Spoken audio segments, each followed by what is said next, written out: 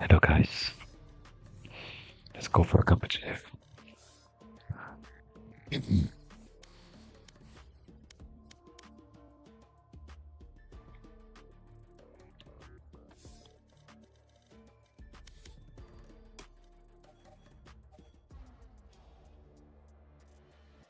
Someday you have the big match of the playoffs.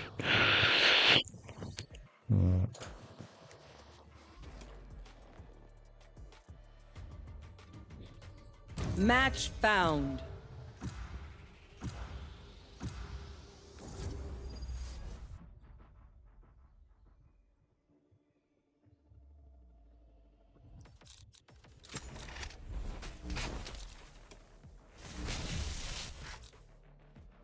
Dans la team. Ouais. Hello team.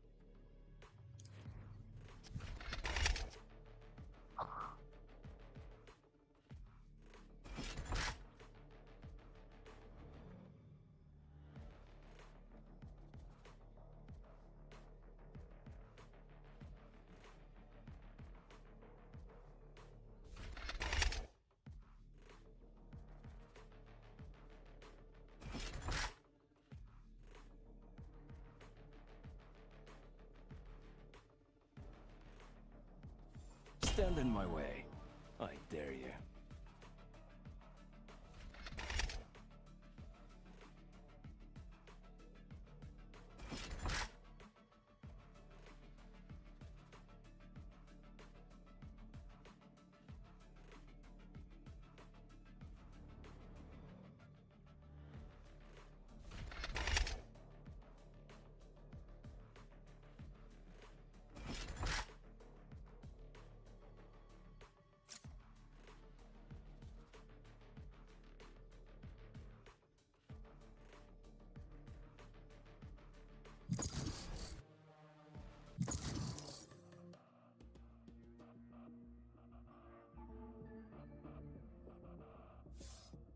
He was really stupid. Match found.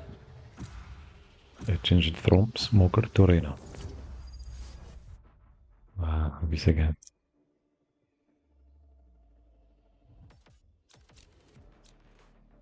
Hello. Hello team. Hello, team. Don't install it, please. Oh, wow. What? Why not?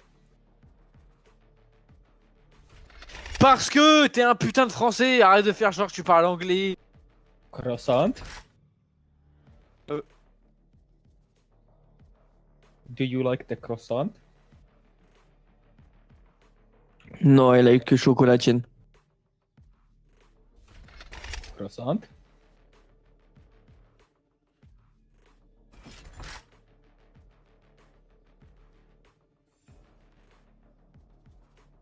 Chamber, don't insta-lock, please.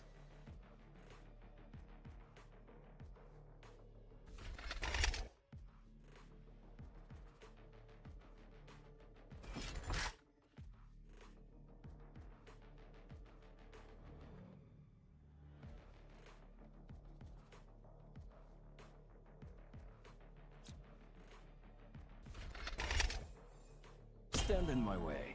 I dare you.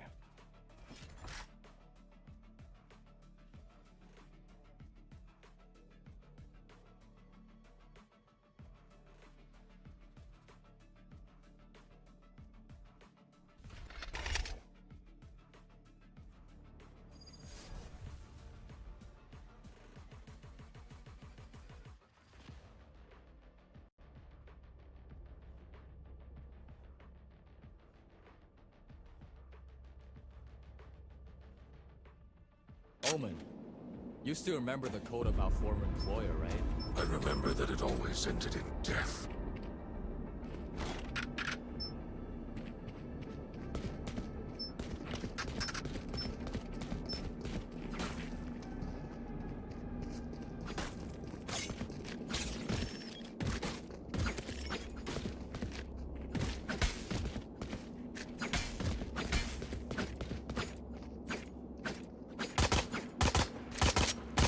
Right there.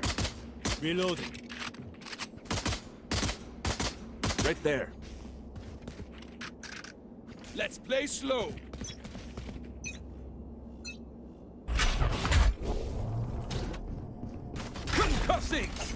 Enemy spotted. A. Clearing out. Shadows traveling. Reloading. Shadows traveling.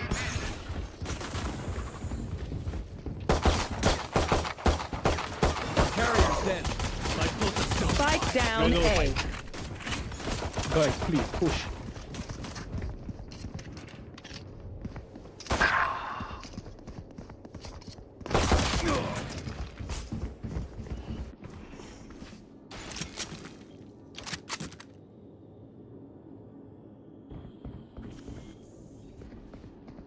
Behind you, Aizu. Last player Behind standing. you, Aizu. Are you dead? Spike down mid.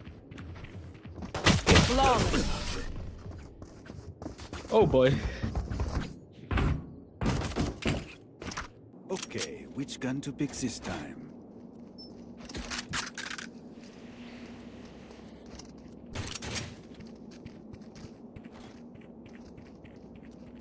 Go B, please.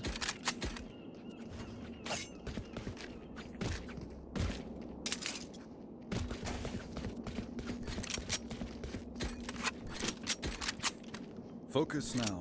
Eyes off me.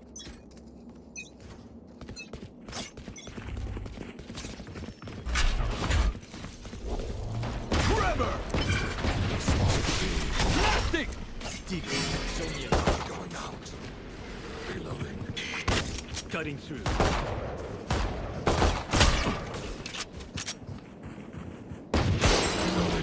Reloading. Enemy spotted B. Any enemies? Big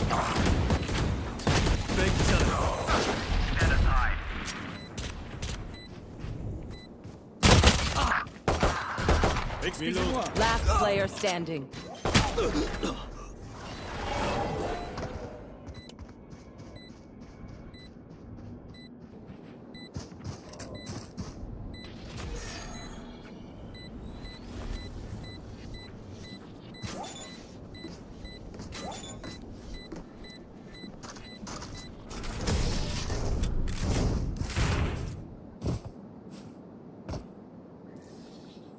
Take aim, Zenfire. Let's not complicate it.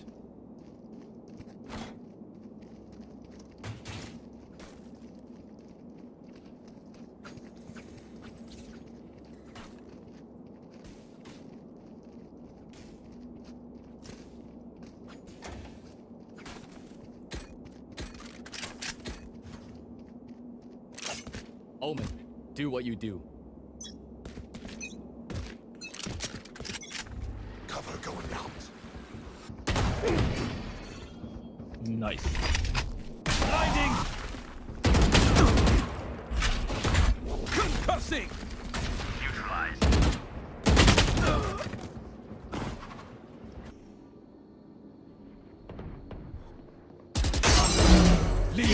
My ult is ready. Spike down A. One enemy remaining. Viper is one tap. Even from pistol, minus 7 HP. I'm sorry, we could not work out our differences. Their luck ran out.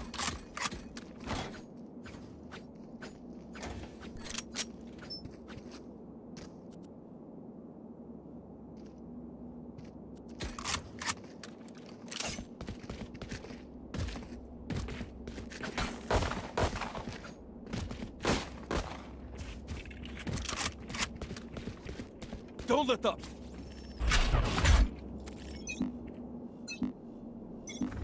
Forever! Clearing out!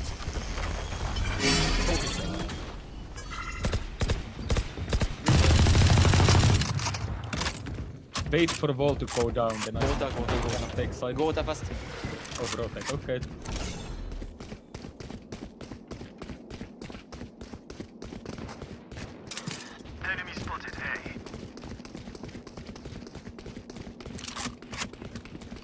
Shadows traveling.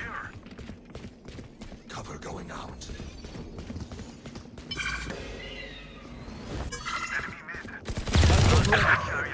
Out of charges. Spike down B. Concussing! Flash out! Got the spike. No distraction. I have someone. Jett.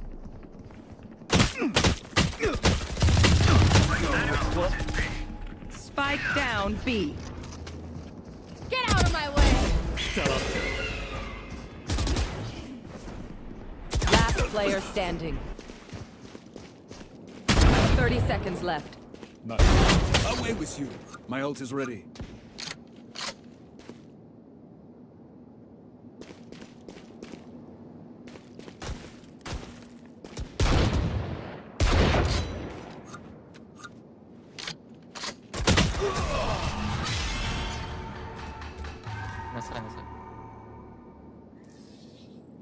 Trust me, they will make mistakes.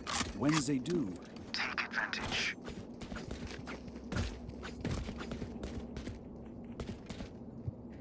I'm still warming up. I didn't warm up in Go in B. the range. Thank you. I'm warming up with the competitive match. I'm still playing okay. now like shit. Snuff them out.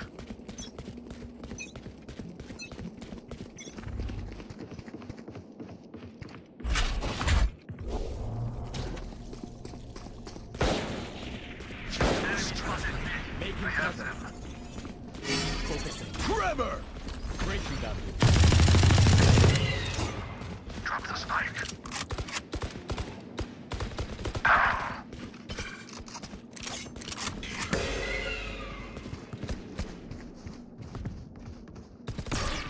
Enemy spotted.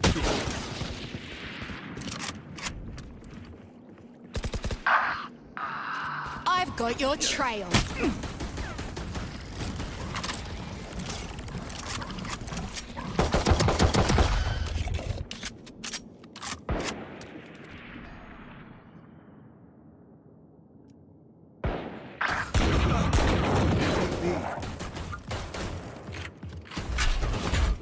So good, Bridge. Very nice. Yeah, let's go. Let's go run, Usain Bolt. 30 seconds left.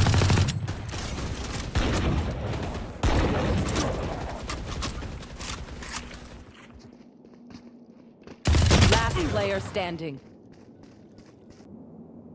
Flawless.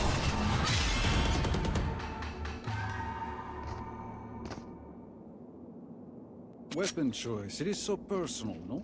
You pick a gun and it tells me who you are.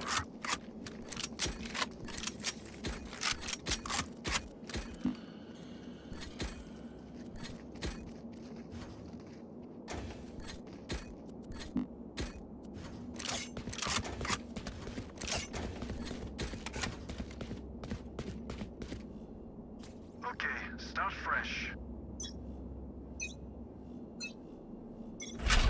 Cutting through. Trevor.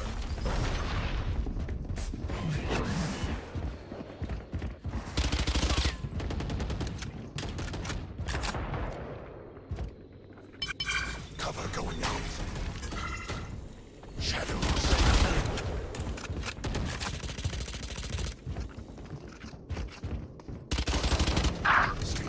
Arbor top. I suggest you move. Last player standing. Spike down A. Too slow.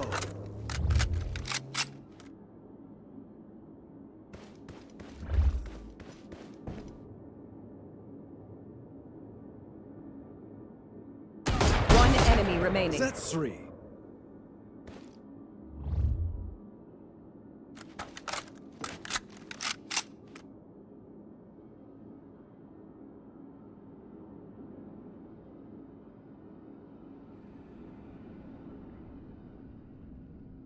Thirty seconds left.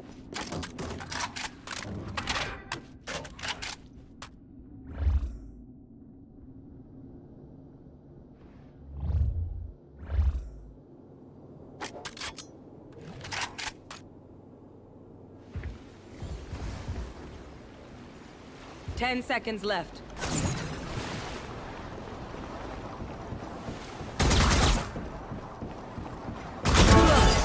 Oh, nice. Everyone sees that. Nice. Sure. Expertly done, Chamber. I need a gun.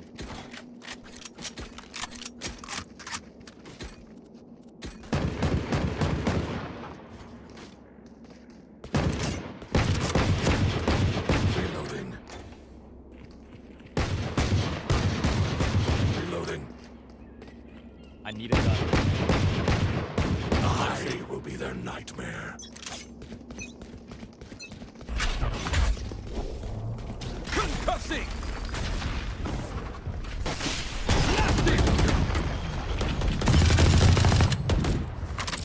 Reloading.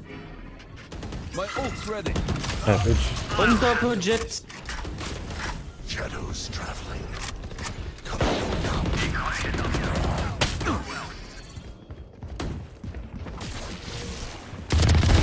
You're nothing. Plant the spike. planted. Blinding. Careful here. One enemy remaining. Nice. It is done. Move in after I strike. That's when they're weak.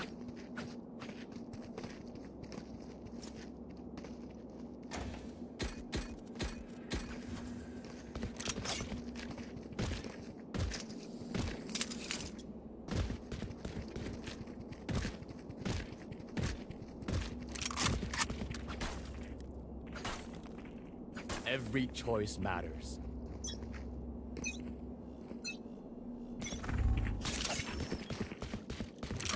Omen, the smoke please. On top and for entry site. Clearing out. Reloading. Destabilizing. Reloading. Hi. 65 Viper on top. Careful here. On top, on top. Ouais.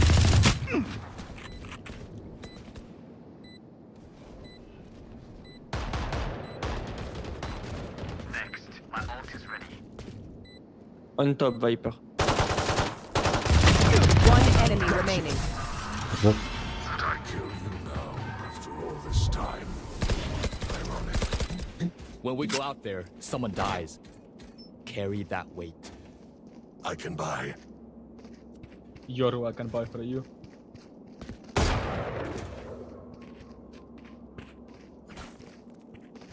Does anyone have funds? Come, Can I you give buy you. Omen? Tranks, come. I give you this. No, don't try. Punch in. Yeah. Okay, thank you. Welcome.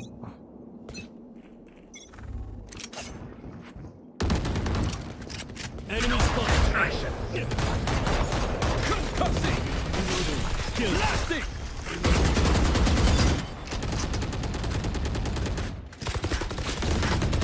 Reloading.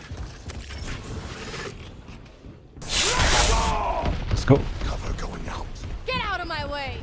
Shadows traveling. Time to Nice. Who's next? One mid and here. Planted. Someone is top.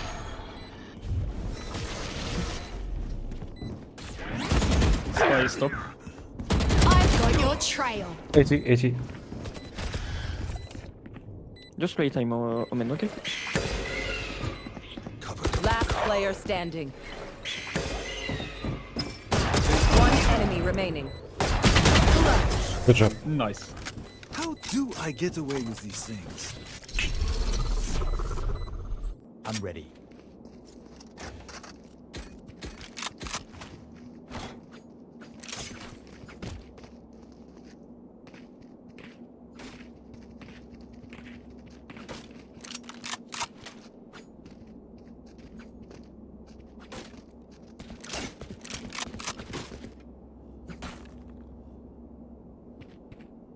Who will I spot first?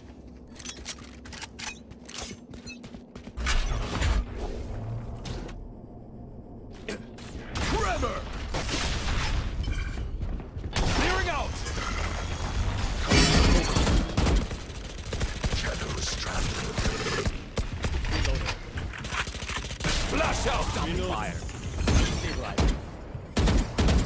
Go entry, go, go, go, go, go, go. Please. Enemy down.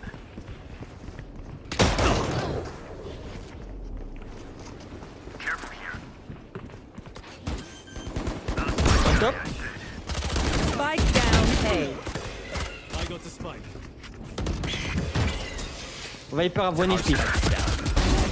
Last player standing. Viper was tower.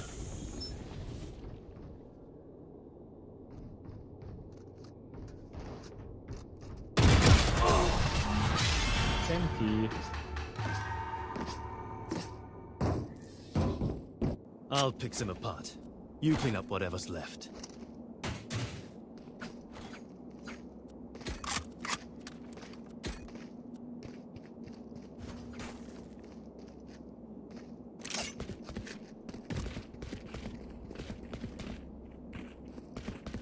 Vas-y, Gobi.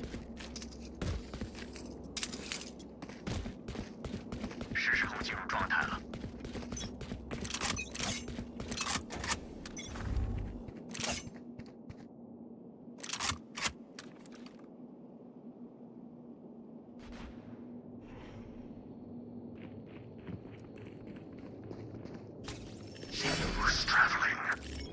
They are so dead. Reloading. Skye on site. And yo. You're done. My arm's ready.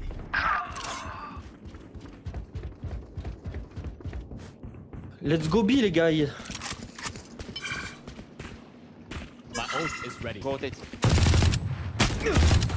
Many enemies, B. Blinding. Mid.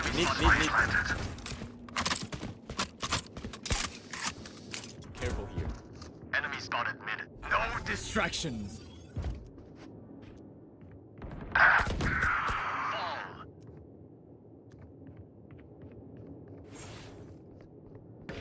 Enemy spotted A. Target down. Last player standing. She's low. Peek. Fucking shit. Sorry.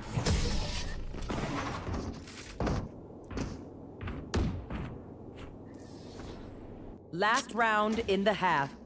Spend what you got.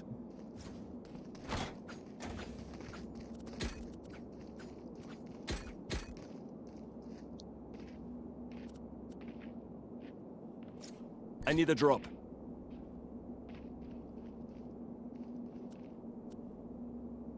I need a drop. Anybody? Let's have some Chamber. fun. Fast. I need this. Fast. Oh my god. Chamber! Take it. I'll handle this.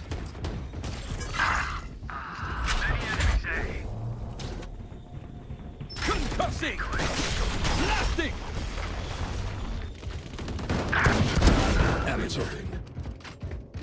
I suggest you move.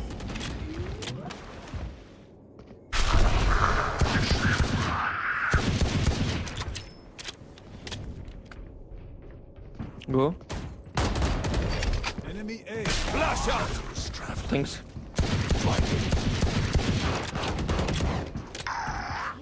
Good job. Someone backside. Reloading. Yeah, on this side. Huh? Planted. Cover going out. Welcome to my world. Experiment complete. One enemy remaining. Last player standing. Oh no.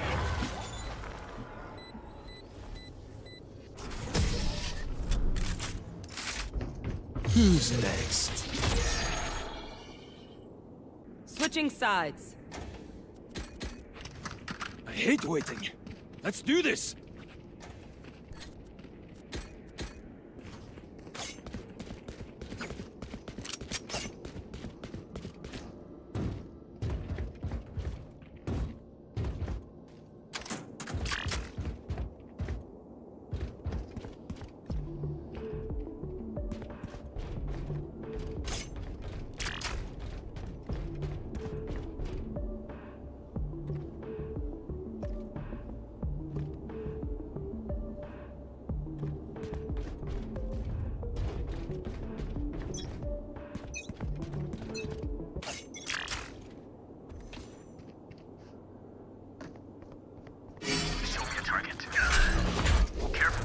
Here, on me, on me, on me.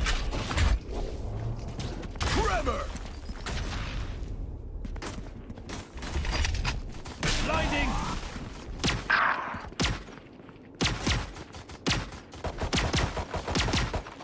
Reloading. Planting B. There they are. Spike planted.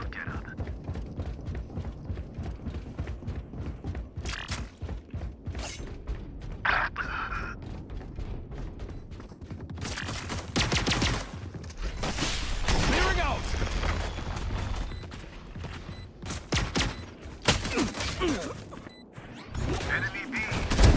Last player standing.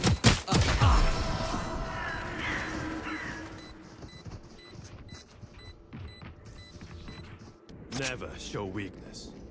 Ever.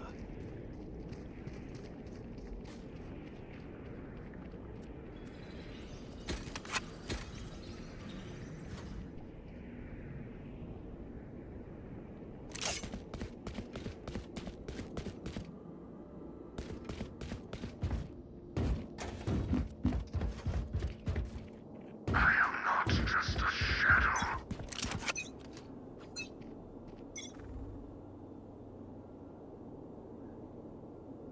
Careful here. I heard someone mid.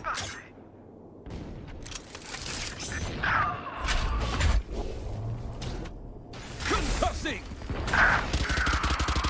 Omen.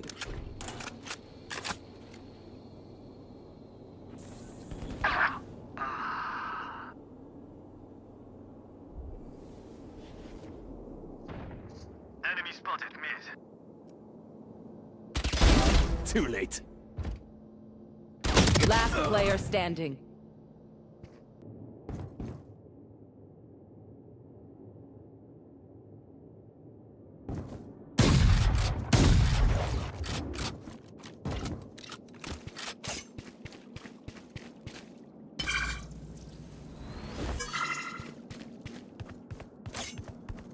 Spike planted.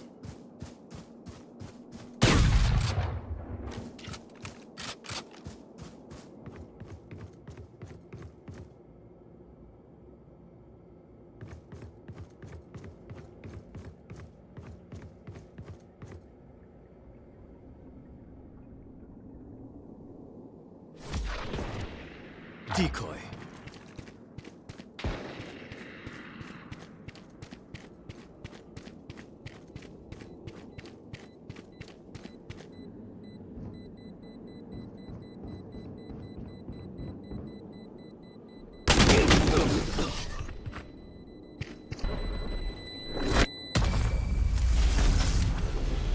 These new friends of ours are not too friendly.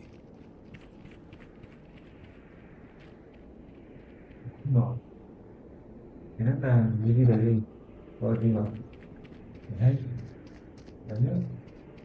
Apa lagi? Itu. Berapa?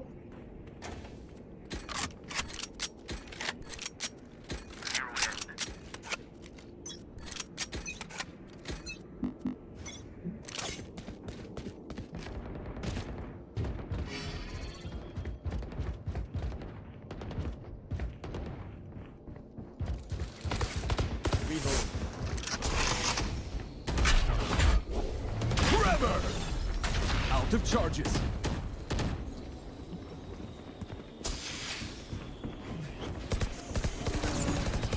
Reloading.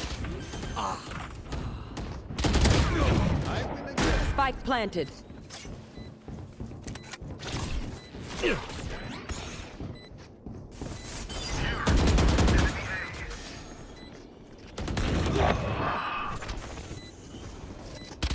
Viper a one HP. Last player standing.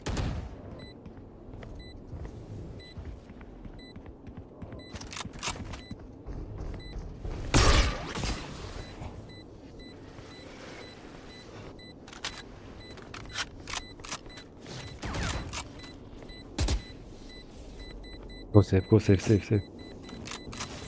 Cutting through.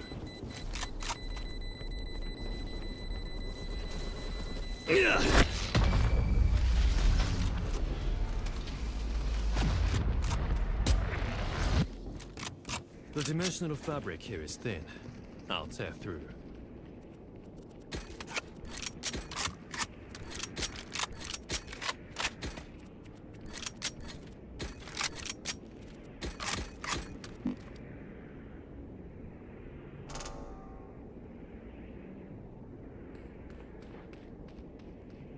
Okay.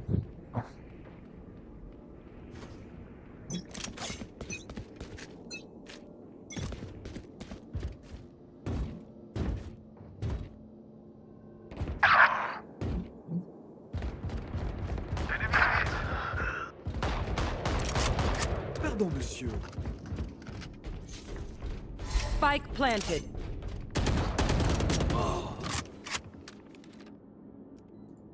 Let's go, Breach! Flash out! Last player standing. Let's go!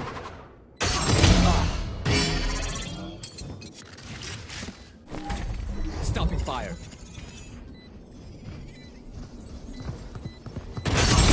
What now? My ult is ready.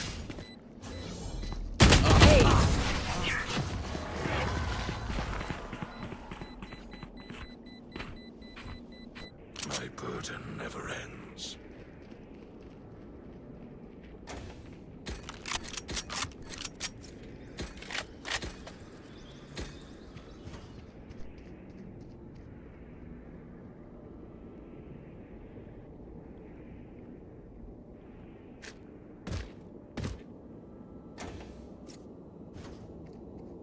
Hit them fast, hit them hard. They are so dead.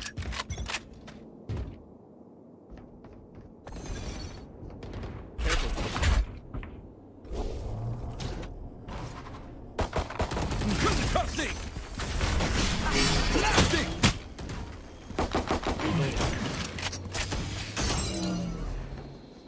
Get out of my way! Cover going out.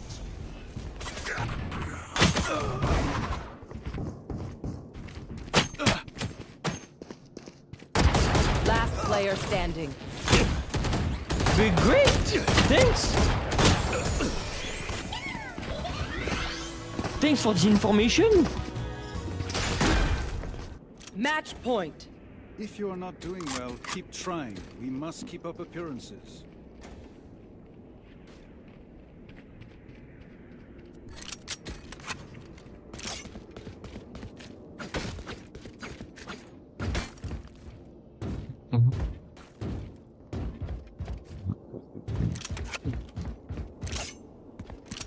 This is business.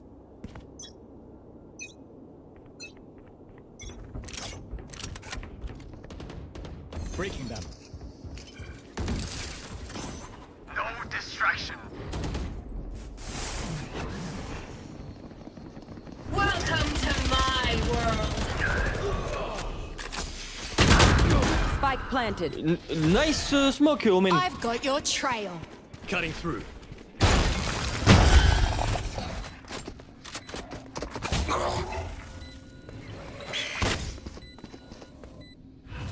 Shadows traveling. Last player standing. Die. No. Yeah, let's go, man. Attackers win. Omen, can you go play Fortnite? Thank you. Or maybe Roblox?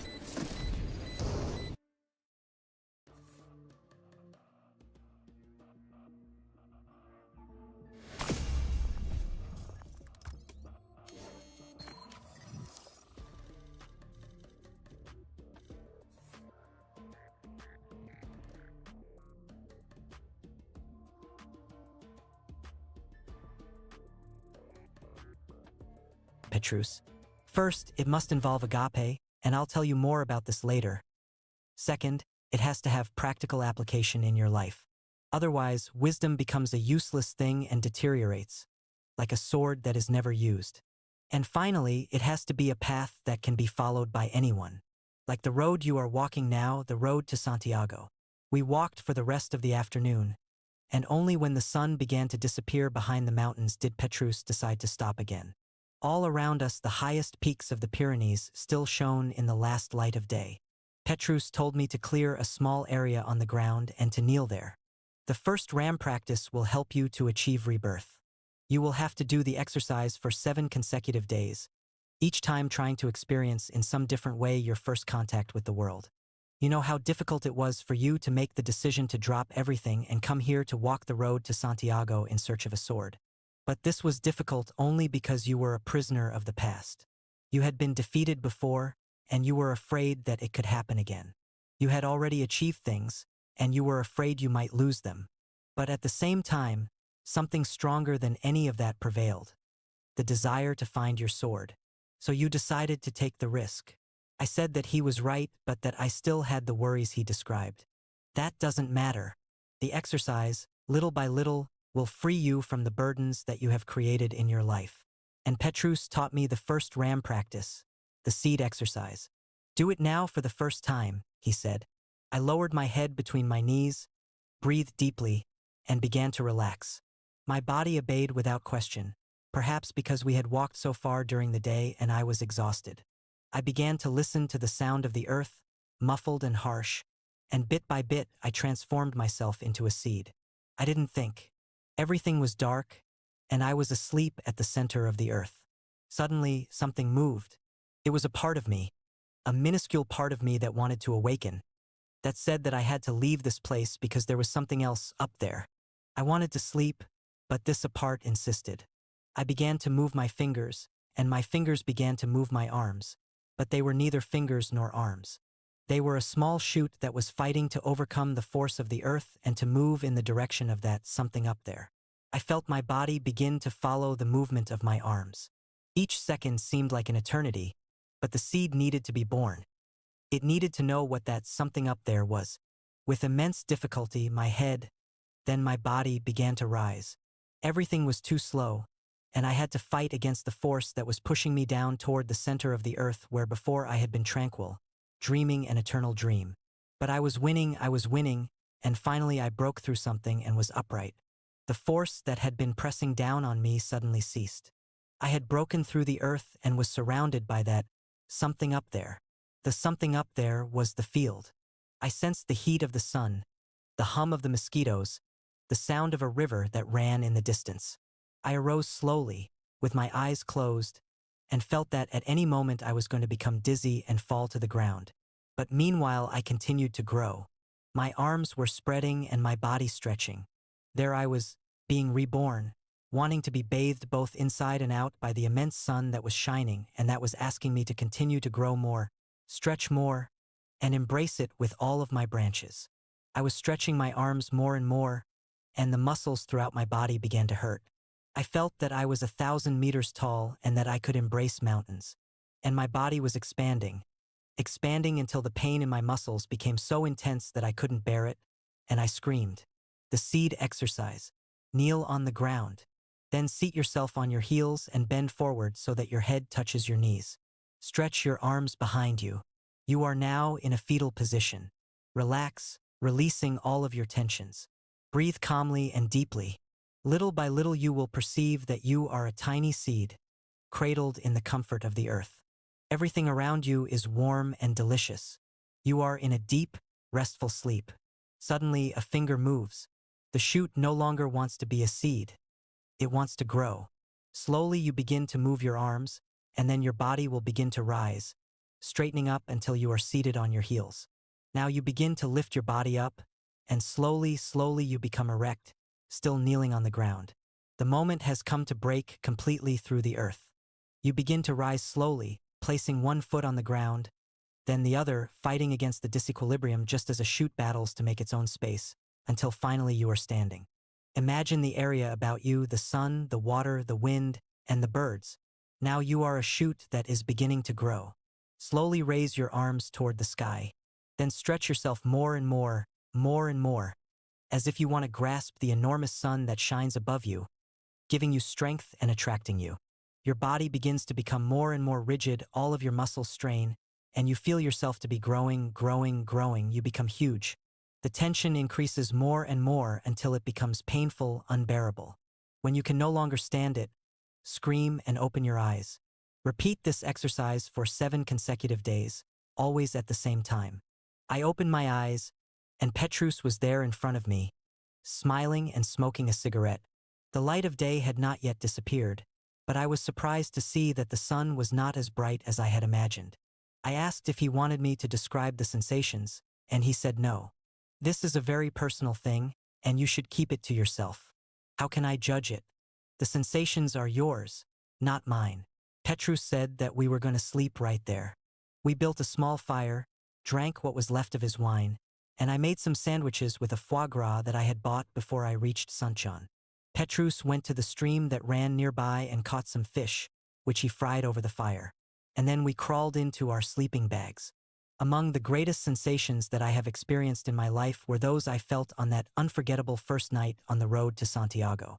It was cold, despite its being summer, but I could still taste the warmth of the wine that Petrus had brought. I looked up at the sky, the Milky Way spread. Across it, reflecting the immensity of the road we would have to travel. This immensity of the road we would have to travel. This immensity made me very anxious.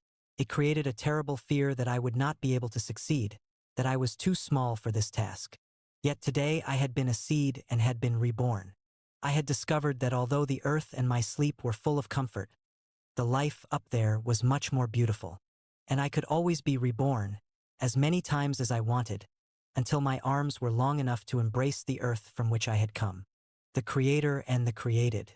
For 7 days we continued walking through the Pyrenees, climbing and descending the mountains, and each evening, as the rays of the sun reflected from the tallest peaks, Petrus had me perform the seed exercise. On the 3rd day of our trek, we passed a cement marker, painted yellow, indicating that we had crossed the frontier. From then on we would be walking through Spain. Little by little, Petrus began to reveal some things about his private life. I learned that he was Italian and that he worked in industrial design. 1. I asked him whether he was worried about the many things he had been forced to abandon in order to guide a pilgrim in search of his sword. "Let me explain something to you," he answered. "I am not guiding you to your sword. It is your job solely and exclusively to find it. I am here to lead you along the road to Santiago and to teach you the ram practices. How you apply this to your search for your sword is your problem. But you didn't answer my question. When you travel, you experience, in a very practical way, the act of rebirth. You confront completely new situations. The day passes more slowly, and on most journeys you don't even understand the language the people speak. So you are like a child just out of the womb. You begin to attach much more importance to the things around you because your survival depends upon them. You begin to be more accessible to others because they may be able to help you in difficult situations. And you accept any small favor from the gods with great delight, as if it were an episode you would remember for the rest of your life. At the same time, since all things are new, you see only the beauty in them, and you feel happy to be alive. That's why a religious pilgrimage has always been one of the most objective ways of achieving insight. The word peccadillo, which means a small sin, comes from pecus, which means defective foot, a foot that is incapable of walking a road. The way to correct the peccadillo is always to walk forward, adapting oneself to new situations and receiving in return all of the thousands of blessings that life generously offers to those who seek them. So why would you think that I might be worried about a half-dozen projects that I left behind in order to be here with you? Petrus looked around him and I followed his eyes. On the uplands of one of the peaks, some goats were grazing. One of them, more daring than the others, stood on an outcropping of a high boulder, and I could not figure out how he had reached that spot or how he would get down. But as I was thinking this, the goat leapt and, alighting in a place I couldn't even see, rejoined his companions. Everything in our surroundings reflected an uneasy peace, the peace of a world that was still in the process of growing and being created. A world that seemed to know that, in order to grow, it had to continue moving along, always moving along. Great earthquakes and killer storms might make nature seem cruel, but I could see that these were just the vicissitudes of being on the road. Nature itself journeyed, seeking illumination. "I am very glad to be here," said Petrus, "because the work I did not finish is not important and the work I will be able to do after I get back will be so much better." When I had read the works of Carlos Castaneda, I had wanted very much to meet the old medicine man, Don Juan. Watching Petrus look at the mountains, I felt that I was with someone very much like him. On the afternoon of the 7th day, after having passed through some pine woods, we reached the top of a mountain. There, Charlemagne had said his prayers for the first time on Spanish soil, and now an ancient monument urged in Latin that all who passed by should say a Salve Regina. We both did as the monument asked. Then Petrus had me do the seed exercise for the last time. There was a strong wind, and it was cold. I argued that it was still early. At the latest, it was only 3 in the afternoon, but he told me not to talk about it, just do exactly as he ordered. I knelt on the ground and began to perform the exercise. Everything went as usual until the moment when I extended my arms and began to imagine the sun. When I reached that point, with the gigantic sun shining there in front of me, I felt myself entering into a state of ecstasy. My memories of human life began slowly to dim, and I was no longer doing an exercise. I had become a tree. I was happy about this. The sun shone and revolved, which had never happened before. I remained there, my branches extended, my leaves trembling in the wind, not wanting ever to change my position, until something touched me, and everything went dark for a fraction of a second. I immediately opened my eyes. Petrus had slapped me across the face and was holding me by the shoulders. "Don't lose sight of your objective," he said, enraged. "Don't forget that you still have a great deal to learn before you find your sword." I sat down on the ground, shivering in the cold wind. "Does that always happen?" I asked. "Almost always," he said. "Mainly with people like you, who are fascinated by details and forget what they are after." Petrus took a sweater from his knapsack and put it on. I put my overshirt on, covering my I Love New York t-shirt. I would never have imagined that in the hottest summer of the decade. According to the newspapers, it could be so cold. The 2 shirts helped to cut the wind, but I asked Petrus if we couldn't move along more quickly so that I could warm up. The road now made for an easy descent. I thought that the extreme cold I had experienced was due to the fact that we had eaten very frugally, just fish and the fruits of the forest. 2. Petrus said that it wasn't the lack of food and explained that it was cold because we had reached the highest point in that range of mountains. We had not gone more than 500 meters when, at a curve in the road, the scene changed completely. A tremendous, rolling plain extended into the distance. And to the left, on the road down, less than 200 meters away, a beautiful little village awaited us with its chimneys smoking. I began to walk faster, but Petrus held me back. "I think that this is a good time to teach you the second ram practice," he said, sitting down on the ground and indicating that I should do the same.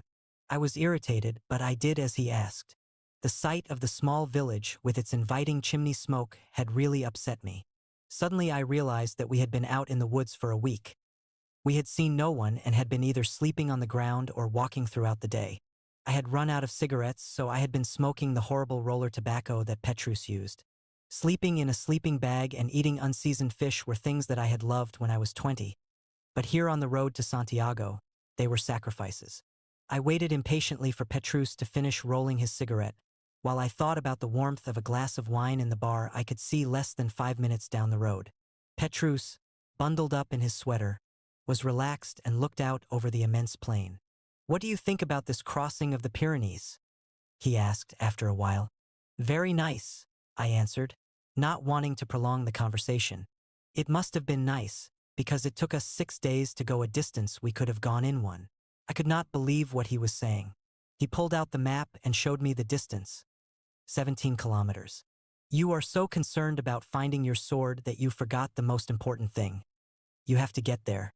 Looking only for Santiago, which you can't see from here in any case, you didn't see that we passed by certain places 4 or 5 times, approaching them from different angles.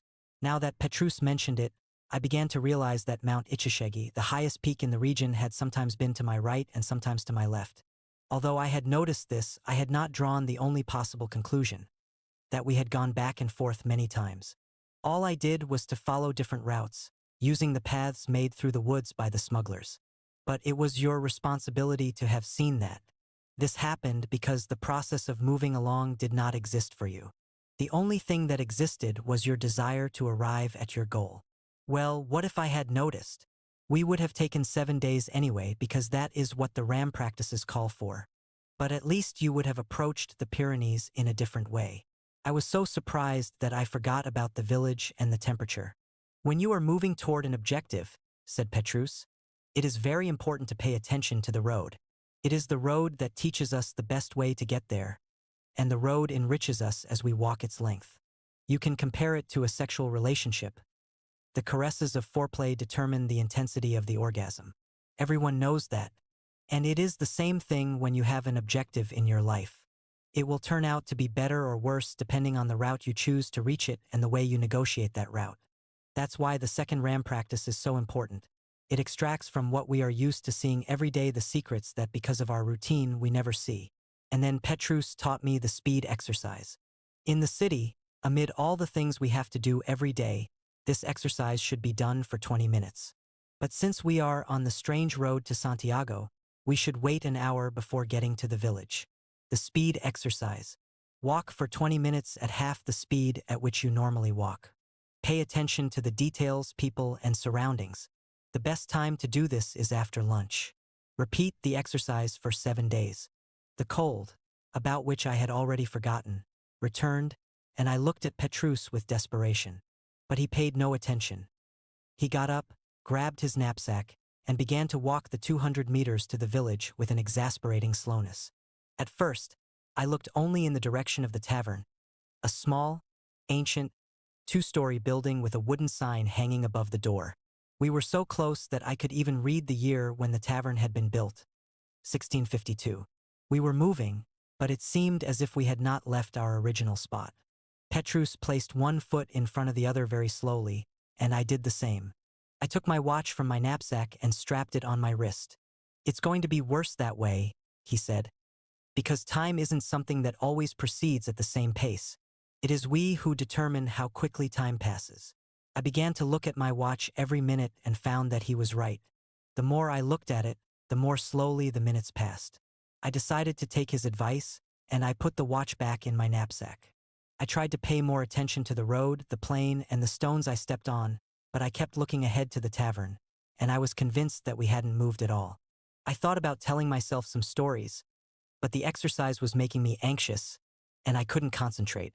When I couldn't resist any longer and took my watch out again, only 11 minutes had passed.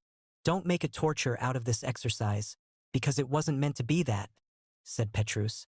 "Try to find pleasure in a speed that you're not used to. Changing the way you do routine things allows a new person to grow inside of you.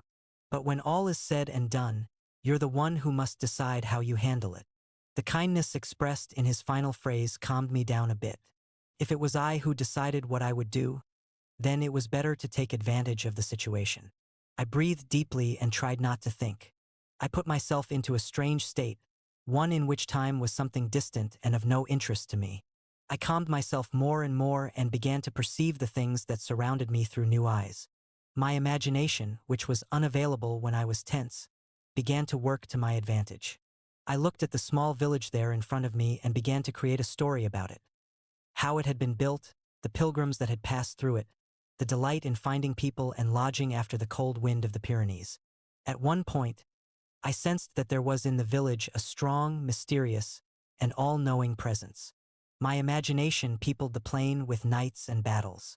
I could see their swords shining in the sun and hear the cries of war. The village was no longer just a place where I could warm my soul with wine and my body with a blanket. It was a historic monument, the work of heroic people who had left everything behind to become a part of that solitary place. The world was there around me, and I realized that seldom had I paid attention to it. When I regained my everyday awareness, we were at the door of the tavern, and Petrus was inviting me to enter. "I'll buy the wine," he said, "and let's get to sleep early, because tomorrow I have to introduce you to a great sorcerer." Mine was a deep and dreamless sleep. As soon as daylight began to show itself in the 2 streets of the village of Roncesvalles, Petrus knocked on my door. We were in rooms on the top floor of the tavern, which also served as a hotel. We had some coffee and some bread with olive oil, and we left, plodding through the dense fog that had fallen over the area. I could see that Roncesvalles wasn't exactly a village, as I had thought at first. At the time of the great pilgrimages along the road, it had been the most powerful monastery in the region, with direct influence over the territory that extended all the way to the Navarra border. And it still retained some of its original character. Its few buildings had been part of a religious brotherhood. The only construction that had any lay characteristics was the tavern where we had stayed. We walked through the fog to the collegiate church. Inside, Garbed in white, several monks were saying the first morning mass in unison. I couldn't understand a word they were saying, since the mass was being celebrated in Basque. Petrus sat in one of the pews to the side and indicated that I should join him. The church was enormous and filled with art objects of incalculable value. Petrus explained to me in a whisper that it had been built through donations from the kings and queens of Portugal, Spain, France, and Germany, on a site selected by the Emperor Charlemagne. On the high altar, the Virgin of Roncesvalles, sculpted in massive silver with a face of precious stone, held in her hands a branch of flowers made of jewels. The smell of incense, the Gothic construction, and the chanting monks in white began to induce in me a state similar to the trances I had experienced during the rituals of the tradition. And the sorcerer? I asked, remembering what he had said on the previous afternoon. Petrus indicated with a nod of his head a monk who was middle-aged, thin, and bespectacled, sitting with the other brothers on the narrow benches beside the high altar. A sorcerer and at the same time a monk. I was eager for the mass to be over, but as Petrus had said to me the day before, it is we who determine the pace of time. My anxiety caused the religious ceremony to last for more than an hour. When the mass was over, Petrus left me alone in the pew and went out through the door that the monks had used as an exit. I remained there for a while, gazing about the church and feeling that I should offer some kind of prayer, but I wasn't able to concentrate. The images appeared to be in the distance, locked in a past that would never return, like the golden age of the road to Santiago. Petrus appeared in the doorway and, without a word, signaled that I should follow him. We came to an inside garden of the monastery, surrounded by a stone veranda. At the center of the garden there was a fountain, and seated at its edge, waiting for us, was the bespectacled monk. "Father Jordi, this is the pilgrim," said Petrus, introducing me. The monk held out his hand, and I shook it. No one said anything else. I was waiting for something to happen, but I heard only the crowing of roosters in the distance and the cries of the hawks taking off for their daily hunt. The monk looked at me expressionlessly, in a way that reminded me of Madame Lourdes' manner after I had spoken the ancient word. Finally, after a long and uncomfortable silence, Father Jordi spoke. "It looks to me like you rose through the levels of the tradition a bit early, my friend." I answered that I was 38 and had been quite successful in all of the trials. 3. Except for one, the last and most important, he said, continuing to look at me without expression. "And without that one, nothing you have learned has any significance. That is why I am walking the road to Santiago, which guarantees nothing. Come with me." Petrus stayed in the garden and I followed Father Jordi.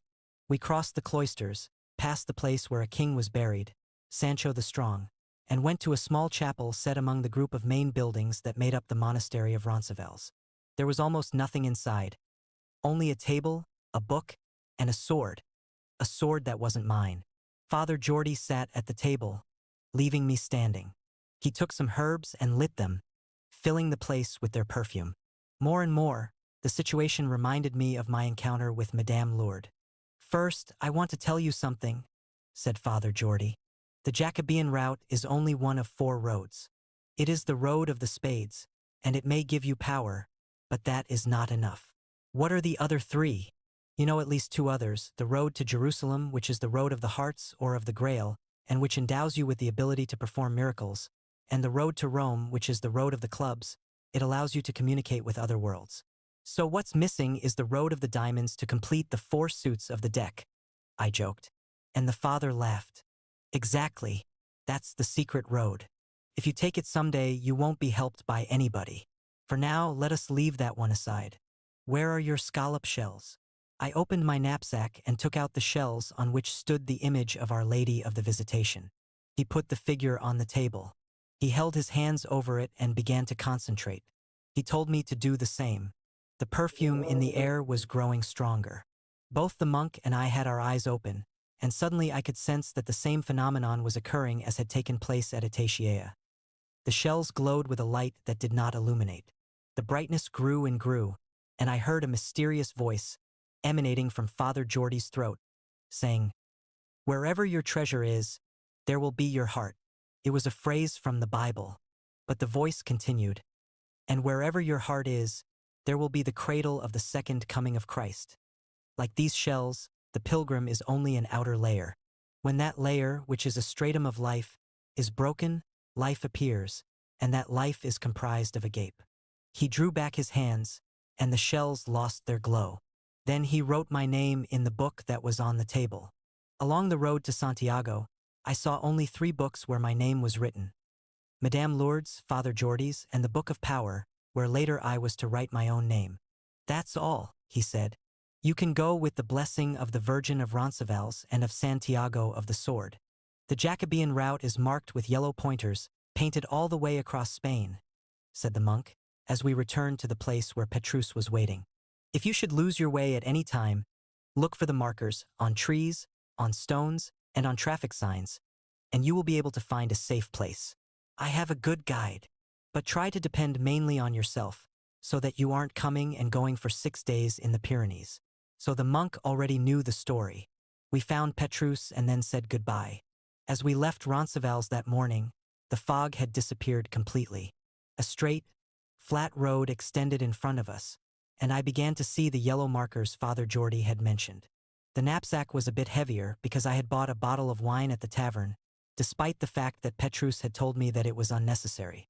After Roncesvalles, hundreds of small villages dotted the route, and I was to sleep outdoors very seldom. Petrus, Father Jordy spoke about the second coming of Christ as if it were something that were happening now. It is always happening. That is the secret of your sword. And you told me that I was going to meet with a sorcerer, but I met with a monk. What does magic have to do with the Catholic Church? Petrus said just one word. Everything. Cruelty. Right there. That's the exact spot where love was murdered, said the old man, pointing to a small church built into the rocks. We had walked for 5 days in a row, stopping only to eat and sleep. Petrus continued to be guarded about his private life but asked many questions about Brazil and about my work. He said that he really liked my country, because the image he knew best was that of Christ the Redeemer on Corcovado, standing open-armed rather than suffering on the cross. He wanted to know everything, and he especially wanted to know if the women were as pretty as the ones here in Spain. The heat of the day was almost unbearable, and in all of the bars and villages where we stopped, the people complained about the drought. Because of the heat, we adopted the Spanish custom of the siesta and rested between 2 and 4 in the afternoon when the sun was at its hottest. That afternoon, as we sat in an olive grove, the old man had come up to us and offered us a taste of wine. In spite of the heat, the habit of drinking wine had been part of life in that region for centuries. What do you mean, love was murdered there? I asked, since the old man seemed to want to strike up a conversation. Many centuries ago, a princess who was walking the road to Santiago, Felicia of Aquitaine, decided on her way back from Compostela to give up everything and live here. She was love itself, because she divided all of her wealth among the poor people of the region and began to care for the sick. Petrus had lit one of his horrible rolled cigarettes, but despite his air of indifference, I could see that he was listening carefully to the old man's story. Her brother, Duke Guillermo, was sent by their father to bring her home, but Felicia refused to go. In desperation, the Duke fatally stabbed her there in that small church that you can see in the distance. She had built it with her own hands in order to care for the poor and offer praise to God. When he came to his senses and realized what he had done, the Duke went to Rome to ask the Pope's forgiveness. As penitence, the Pope ordered him to walk to Compostela. Then a curious thing happened. On his way back, when he arrived here, he had the same impulse as his sister, and he stayed on, living in that little church that his sister had built, caring for the poor until the last days of his long life. That's the law of retribution at work, Petrus laughed. The old man did not understand, but I knew what Petrus was saying. His concept of the law of retribution was similar to that of karma, or of the concept that as one sows, so shall they reap. As we had been walking, we had gotten involved in some long theological discussions about the relationship between God and humanity. I had argued that, in the tradition, there was always an involvement with God, but that it was a complex one.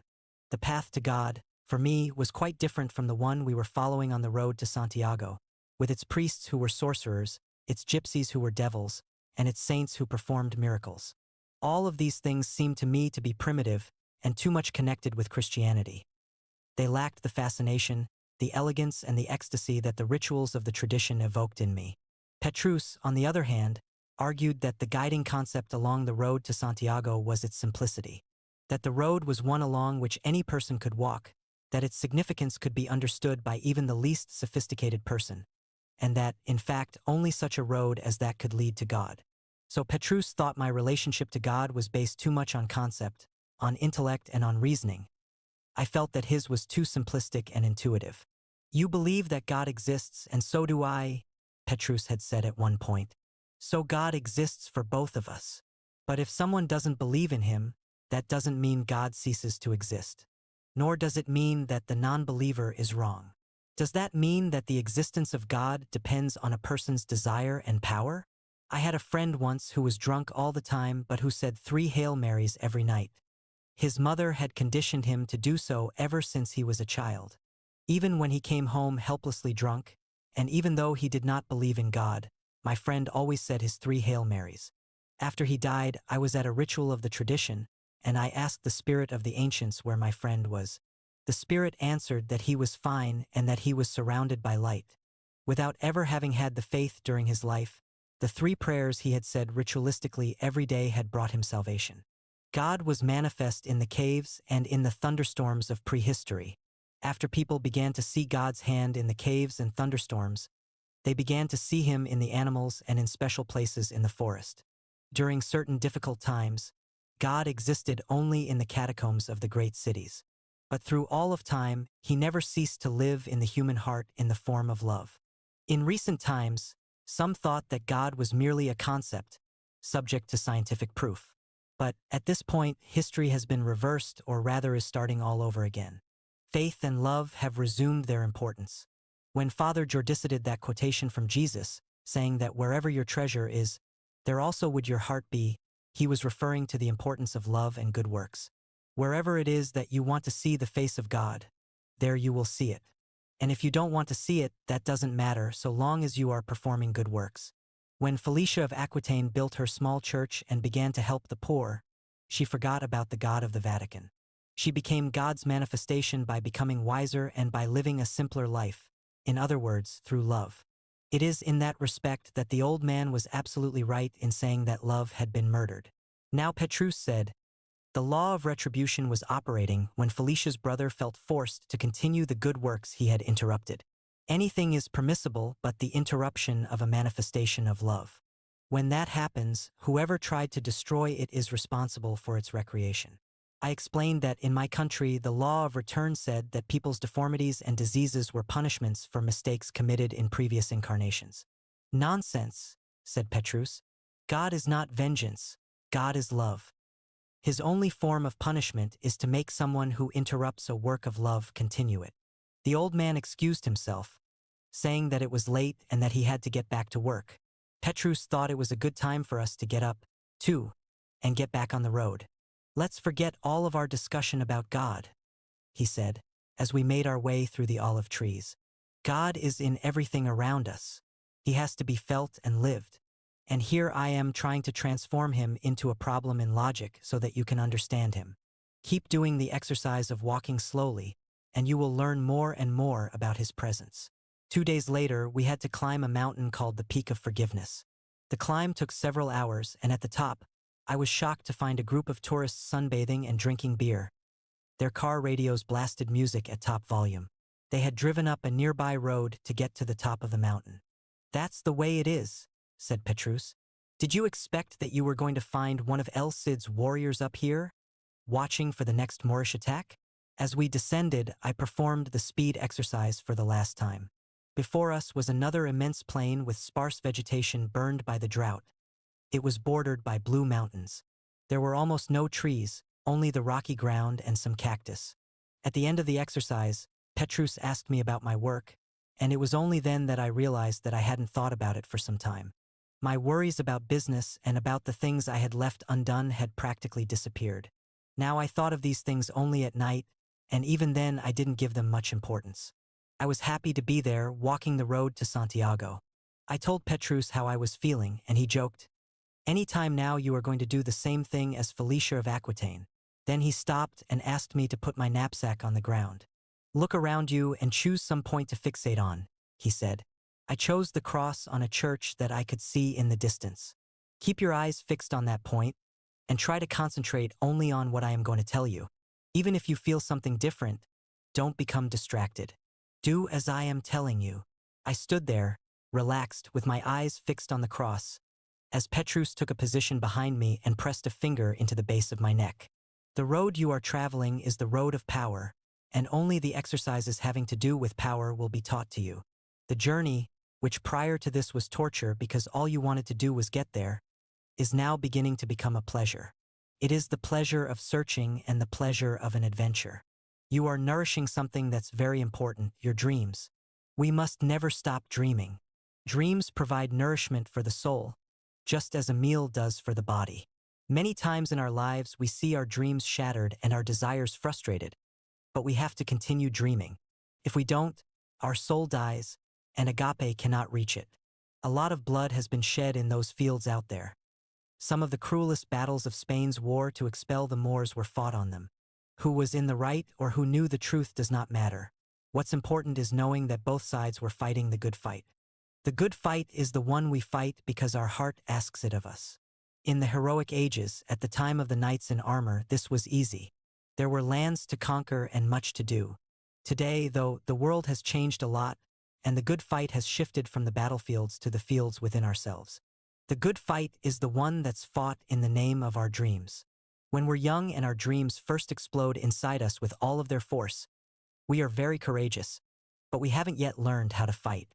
With great effort, we learn how to fight, but by then we no longer have the courage to go into combat. So we turn against ourselves and do battle within. We become our own worst enemy. We say that our dreams were childish, or too difficult to realize, or the result of our not having known enough about life. We kill our dreams because we are afraid to fight the good fight. The pressure of Petrus's finger on my neck became stronger. I perceived that the cross on the church had been transformed. Now its outline seemed to be that of a winged being, an angel. I blinked my eyes, and the cross became a cross again.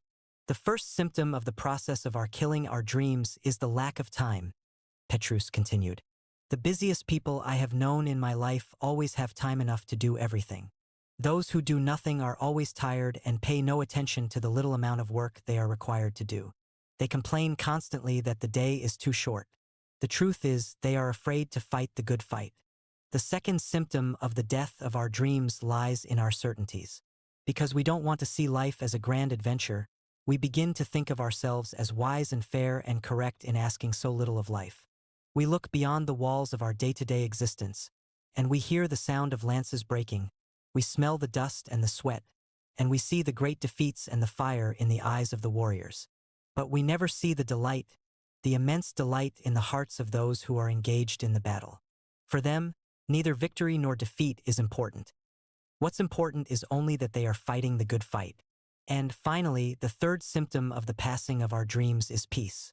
Life becomes a Sunday afternoon. We ask for nothing grand, and we cease to demand anything more than we are willing to give. In that state, we think of ourselves as being mature. We put aside the fantasies of our youth, and we seek personal and professional achievement. We are surprised when people our age say that they still want this or that out of life. But really, deep in our hearts, we know that what has happened is that we have renounced the battle for our dreams. We have refused to fight the good fight. The tower of the church kept changing. Now it appeared to be an angel with its wings spread. The more I blinked, the longer the figure remained. I wanted to speak to Petrus, but I sensed that he hadn't finished. When we renounce our dreams and find peace, he said after a while, we go through a short period of tranquility, but the dead dreams begin to rot within us and to infect our entire being. We become cruel to those around us, and then we begin to direct this cruelty against ourselves. That's when illnesses and psychoses arise. What we sought to avoid in combat, disappointment and defeat, came upon us because of our cowardice. And one day, the dead, spoiled dreams make it difficult to breathe, and we actually seek death. It's death that frees us from our certainties, from our work, and from that terrible peace of our Sunday afternoons. Now I was sure that I was really seeing an angel, and I couldn't pay attention to what Petrus was saying. He must have sensed this, because he removed his finger from my neck and stopped talking. The image of the angel remained for a few moments and then disappeared. In its place, the tower of the church returned. We were silent for a few minutes. Petrus rolled himself a cigarette and began to smoke. I took the bottle of wine from my knapsack and had a swallow. It was warm, but it was still delicious. "What did you see?" he asked me. I told him about the angel. I said that at the beginning, the image would disappear when I blinked. You too have to learn how to fight the good fight. You have already learned to accept the adventures and challenges that life provides, but you still want to deny anything that is extraordinary. Petrus took a small object from his knapsack and handed it to me. It was a golden pin. This was a present from my grandmother. In the order of Ram, all of the ancients have an object such as this. It's called the point of cruelty. When you saw the angel appear on the church tower, you wanted to deny it, because it wasn't something that you are used to. In your view of the world, churches are churches, and visions occur only during the ecstasy created by the rituals of the tradition. I said that my vision must have been caused by the pressure he was applying to my neck. That's right, but that doesn't change anything. The fact is that you rejected the vision. Felicia of Aquitaine must have seen something similar, and she bet her entire life on what she saw. And the result of her having done that transformed her work into a work of love. The same thing probably happened to her brother. And the same thing happens to everyone every day. We always know which is the best road to follow, but we follow only the road that we have become accustomed to. Petrus began to walk again, and I followed along. The rays of the sun made the pin in my hand glisten. The only way we can rescue our dreams is by being generous with ourselves. Any attempt to inflict self-punishment, no matter how subtle it may be, should be dealt with rigorously. In order to know when we are being cruel to ourselves, we have to transform any attempt at causing spiritual pain, such as guilt, remorse, indecision, and cowardice, into physical pain. By transforming a spiritual pain into a physical one, we can learn what harm it can cause us. And then Petrus taught me the cruelty exercise. The cruelty exercise. Every time a thought comes to mind that makes you feel bad about yourself, jealousy, self-pity, envy, hatred, and so on, do the following. Dig the nail of your index finger into the cuticle of the thumb of the same hand until it becomes quite painful. Concentrate on the pain. It is a physical reflection of the suffering you are going through spiritually. Ease the pressure only when the cruel thought has gone. Repeat this as many times as necessary until the thought has left you, even if this means digging your fingernail into your thumb over and over. Each time, it will take longer for the cruel thought to return, and eventually it will disappear altogether, so long as you do not fail to perform the exercise every time it comes to mind. In ancient times, they used a golden pin for this, he said. Nowadays, things have changed, just as the sights along the road to Santiago change. Petrus was right. Seen from down at this level, the plain appeared to be a series of mountains in front of me. Think of something cruel that you did to yourself today, and perform the exercise. I couldn't think of anything. That's the way it always is. We are only able to be kind to ourselves at the few times when we need severity. Suddenly I remembered that I had called myself an idiot for having laboriously climbed the peak of forgiveness while the tourists had driven up in their cars. I knew that this was unfair and that I had been cruel to myself. The tourists, after all, were only looking for a place to sunbathe, while I was looking for my sword. I wasn't an idiot, even if I had felt like one. I dug the nail of my index finger forcefully into the cuticle of my thumb. I felt intense pain, and as I concentrated on it, the feeling of having been an idiot dissipated. I described this to Petrus, and he laughed without saying anything. That night, we stayed in a comfortable hotel in the village where the church I had focused on was located. After dinner, we decided to take a walk through the streets as an aid to digestion. Of all the ways we have found to hurt ourselves, the worst has been through love. We are always suffering because of someone who doesn't love us, or someone who has left us, or someone who won't leave us. If we are alone, it is because no one wants us. If we are married, we transform the marriage into slavery. What a terrible thing, he said angrily. We came to a square, and there was the church I had seen. It was small and lacked any architectural distinction. Its bell tower reached up toward the sky. I tried to see the angel again, but I couldn't. When the Son of God descended to earth, he brought love to us. But since people identified love only with suffering and sacrifice, they felt they had to crucify Jesus. Had they not done so, no one would have believed in the love that Jesus brought, since people were so used to suffering every day with their own problems. We sat on the curb and stared at the church. Once again, it was Petrus who broke the silence. Do you know what Barabbas means, Paolo? Bar means son, and Abba means father. He gazed at the cross on the bell tower. His eyes shone, and I sensed that he was moved by something. Perhaps by the love he had spoken so much about, but I couldn't be certain. The intentions of the divine glory were so wise, he said, his voice echoing in the empty square. When Pontius Pilate made the people choose, he actually gave them no choice at all. He presented them with one man who had been whipped and was falling apart, and he presented them with another man who held his head high, Barabbas the revolutionary. God knew that the people would put the weaker one to death so that he could prove his love. He concluded, and regardless of which choice they made, it was the Son of God who was going to be crucified, the messenger. And here all roads to Santiago become one. It was early in the morning when we reached Puente de la Reyna, where the name of the village was etched into the base of a statue of a pilgrim in medieval garb. Three-cornered hat, cape, scallop shells, and in his hand a shepherd's crook with a gourd, a memorial to the epic journey, now almost forgotten, that Petrus and I were reliving. We had spent the previous night at one of the many monasteries along the road. The brother of the gate who had greeted us had warned us that we were not to speak a word within the walls of the abbey. A young monk had led each of us to an alcove, furnished only with the bare necessities: a hard bed, old but clean sheets, a pitcher of water, and a basin for personal hygiene. There was no plumbing or hot water, and the schedule for meals was posted behind the door. At the time indicated, we had come down to the dining hall. Because of the vow of silence, the monks communicated only with their glances, and I had the impression that their eyes gleamed with more intensity than those of other people. The supper was served early at narrow tables where we sat with the monks in their brown habits. From his seat, Petrus had given me a signal, and I had understood perfectly what he meant. He was dying to light a cigarette, but it looked like he was going to have to go through the entire night without one. The same was true for me, and I dug a nail into the cuticle of my thumb, which was already like raw meat. The moment was too beautiful for me to commit any kind of cruelty toward myself.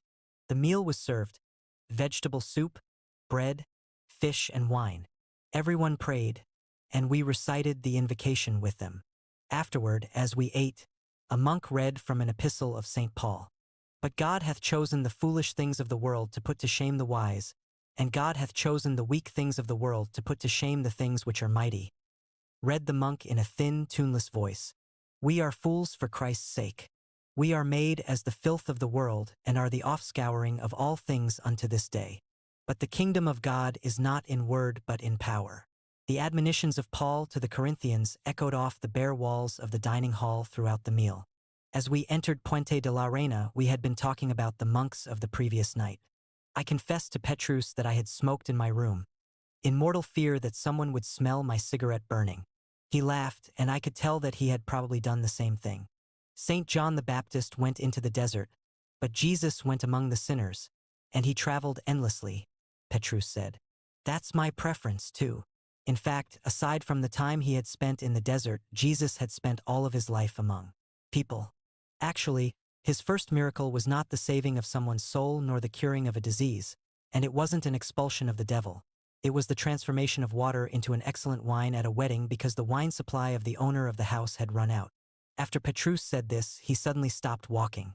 It was so abrupt that I became alarmed and stopped, too. We were at the bridge that gave its name to the village. Petrus, though, wasn't looking at the road in front of us. His eyes were fastened on two boys who were playing with a rubber ball at the edge of the river. They were 8 or 10 years old and seemed not to have noticed us. Instead of crossing the bridge, Petrus scrambled down the bank and approached the two boys. As always, I followed him without question. The boys continued to ignore us. Petrus sat down to watch them at play until the ball fell close to where he was seated. With a quick movement, he grabbed the ball and threw it to me. I caught the ball in the air and waited to see what would happen. One of the boys, the elder of the two, approached me. My first impulse was to throw him the ball, but Petrus's behavior had been so unusual that I decided that I would try to understand what was happening. "Give me the ball, mister," said the boy. I looked at the small figure 2 meters away from me. I sensed that there was something familiar about him. It was the same feeling I had had about the gypsy. The lad asked for the ball several times, and when he got no response from me, he bent down and picked up a stone. "Give me the ball or I'll throw a stone at you," he said. Petrus and the other boy were watching me silently. The boy's aggressiveness irritated me. "Throw the stone," I answered. "If it hits me, I'll come over there and whack you one." I sensed that Petrus gave a sigh of relief.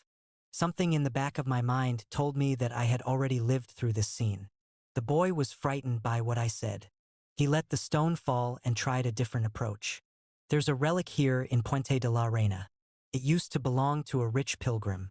I see by your shell and your knapsack that you are pilgrims. If you give me my ball, I'll give you the relic. It's hidden in the sand here along the river."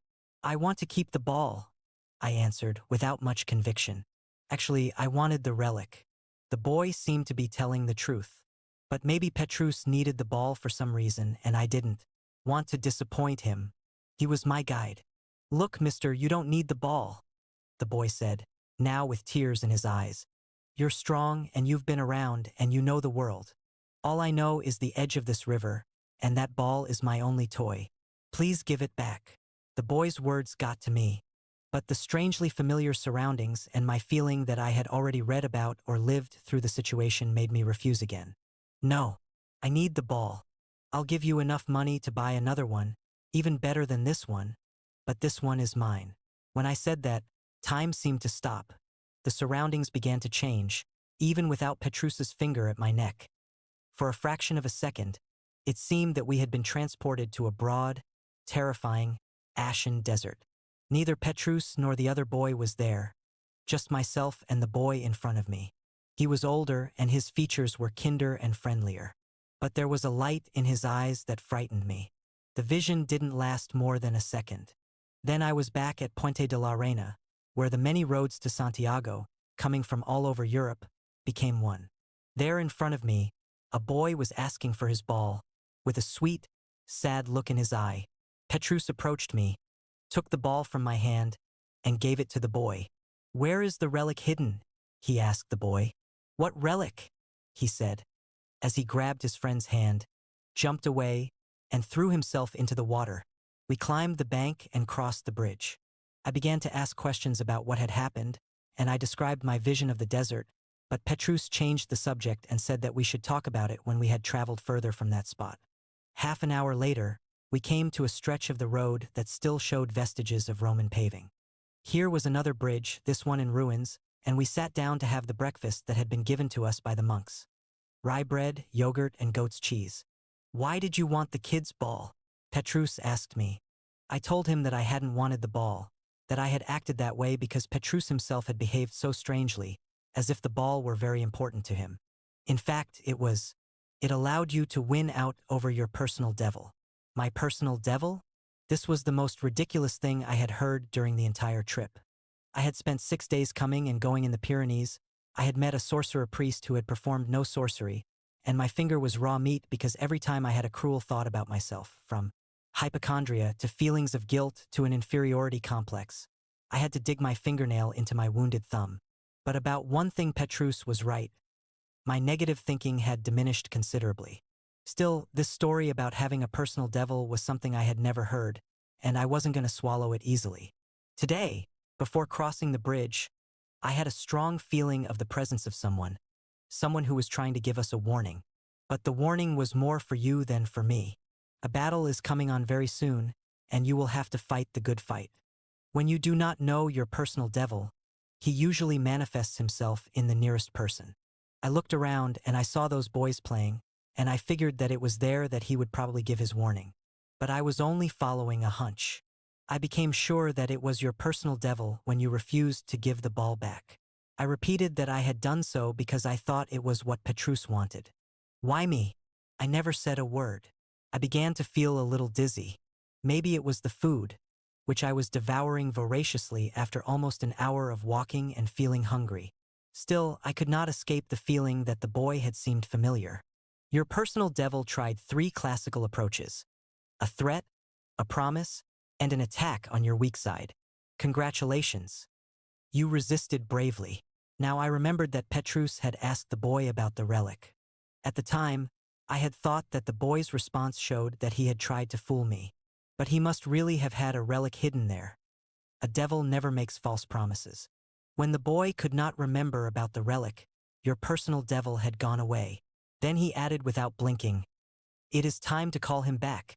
You are going to need him." We were sitting on the ruins of the old bridge. Petrus carefully gathered the remains of the meal and put them into the paper bag that the monks had given us. In the fields in front of us, the workers began to arrive for the day's plowing. But they were so far away that I couldn't hear what they were saying. It was rolling land, and the cultivated patches created unusual designs across the landscape. Under our feet, the watercourse, almost non-existent due to the drought, made very little noise. Before he went out into the world, Christ went into the desert to talk with his personal devil. Petrus began. He learned what he needed to know about people, but he did not let the devil dictate the rules of the game. That is how he won. Once, a poet said that no man is an island. In order to fight the good fight, we need help. We need friends, and when the friends aren't nearby, we have to turn solitude into our main weapon. We need the help of everything around us in order to take the necessary steps toward our goal. Everything has to be a personal manifestation of our will to win the good fight. If we don't understand that, then we don't recognize that we need everything and everybody, and we become arrogant warriors. And our arrogance will defeat us in the end, because we will be so sure of ourselves that we won't see the pitfalls there on the field of battle. His comments about warriors and battles reminded me again of Carlos Castaneda's Don Juan. I asked myself whether the old medicine man would have given lessons early in the morning, before his disciple had even been able to digest his breakfast.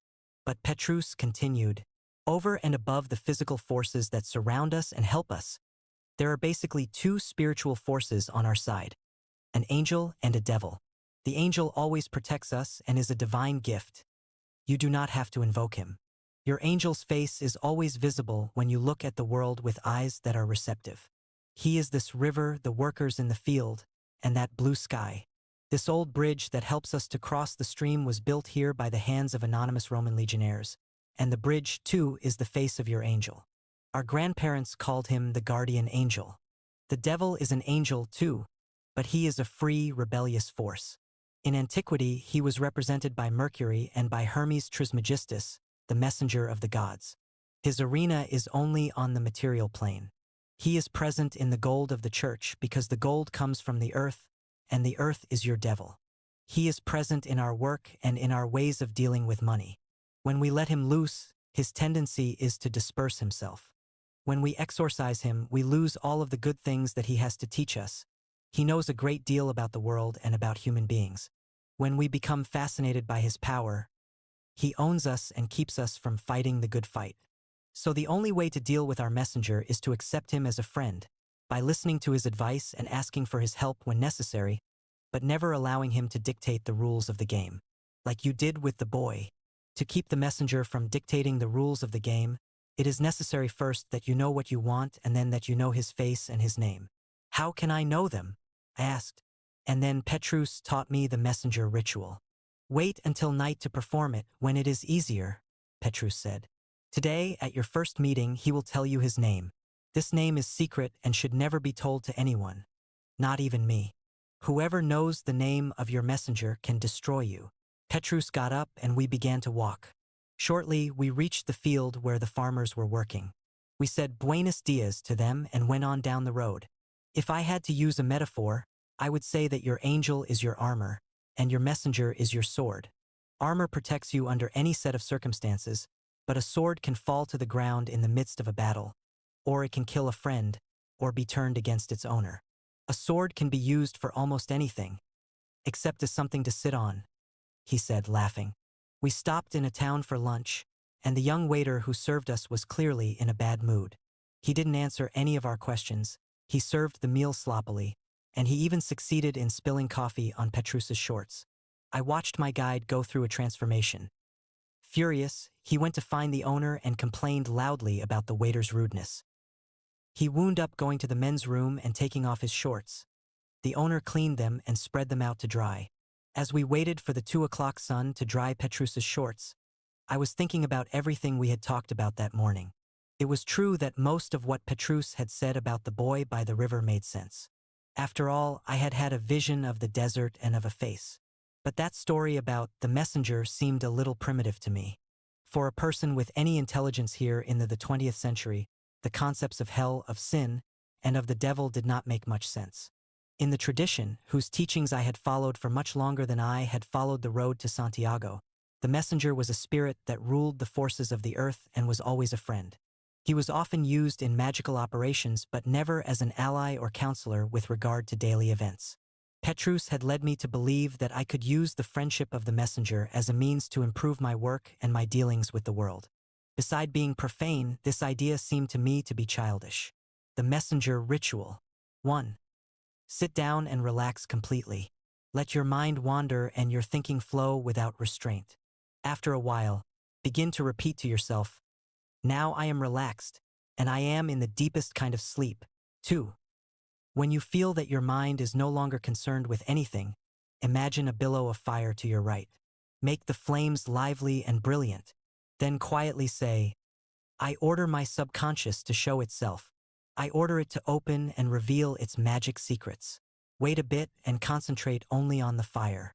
If an image appears, it will be a manifestation of your subconscious. Try to keep it alive. 3.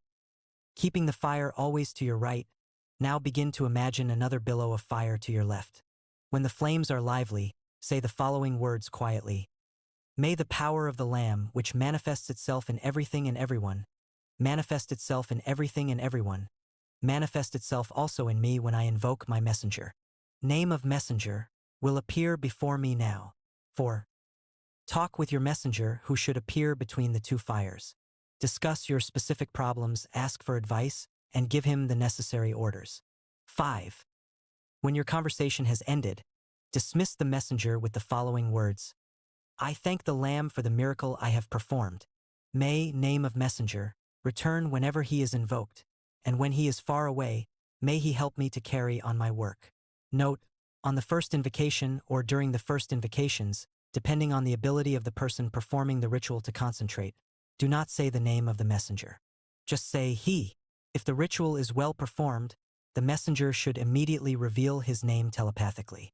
If not, insist until you learn his name and only then begin the conversation.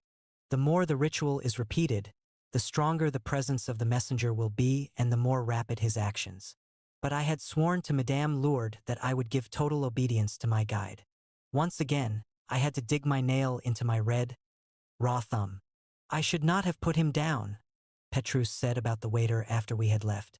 I mean, after all, he didn't spill that coffee on me but on the world that he hated. He knows that there is a huge world out there that extends well beyond the borders of his imagination. And his participation in that world is limited to getting up early, going to the bakery, waiting on whoever comes by, and masturbating every night, dreaming about the women he will never get to know. It was the time of day when we usually stopped for our siesta, but Petrus had decided to keep walking. He said that it was a way of doing penance for his intolerance.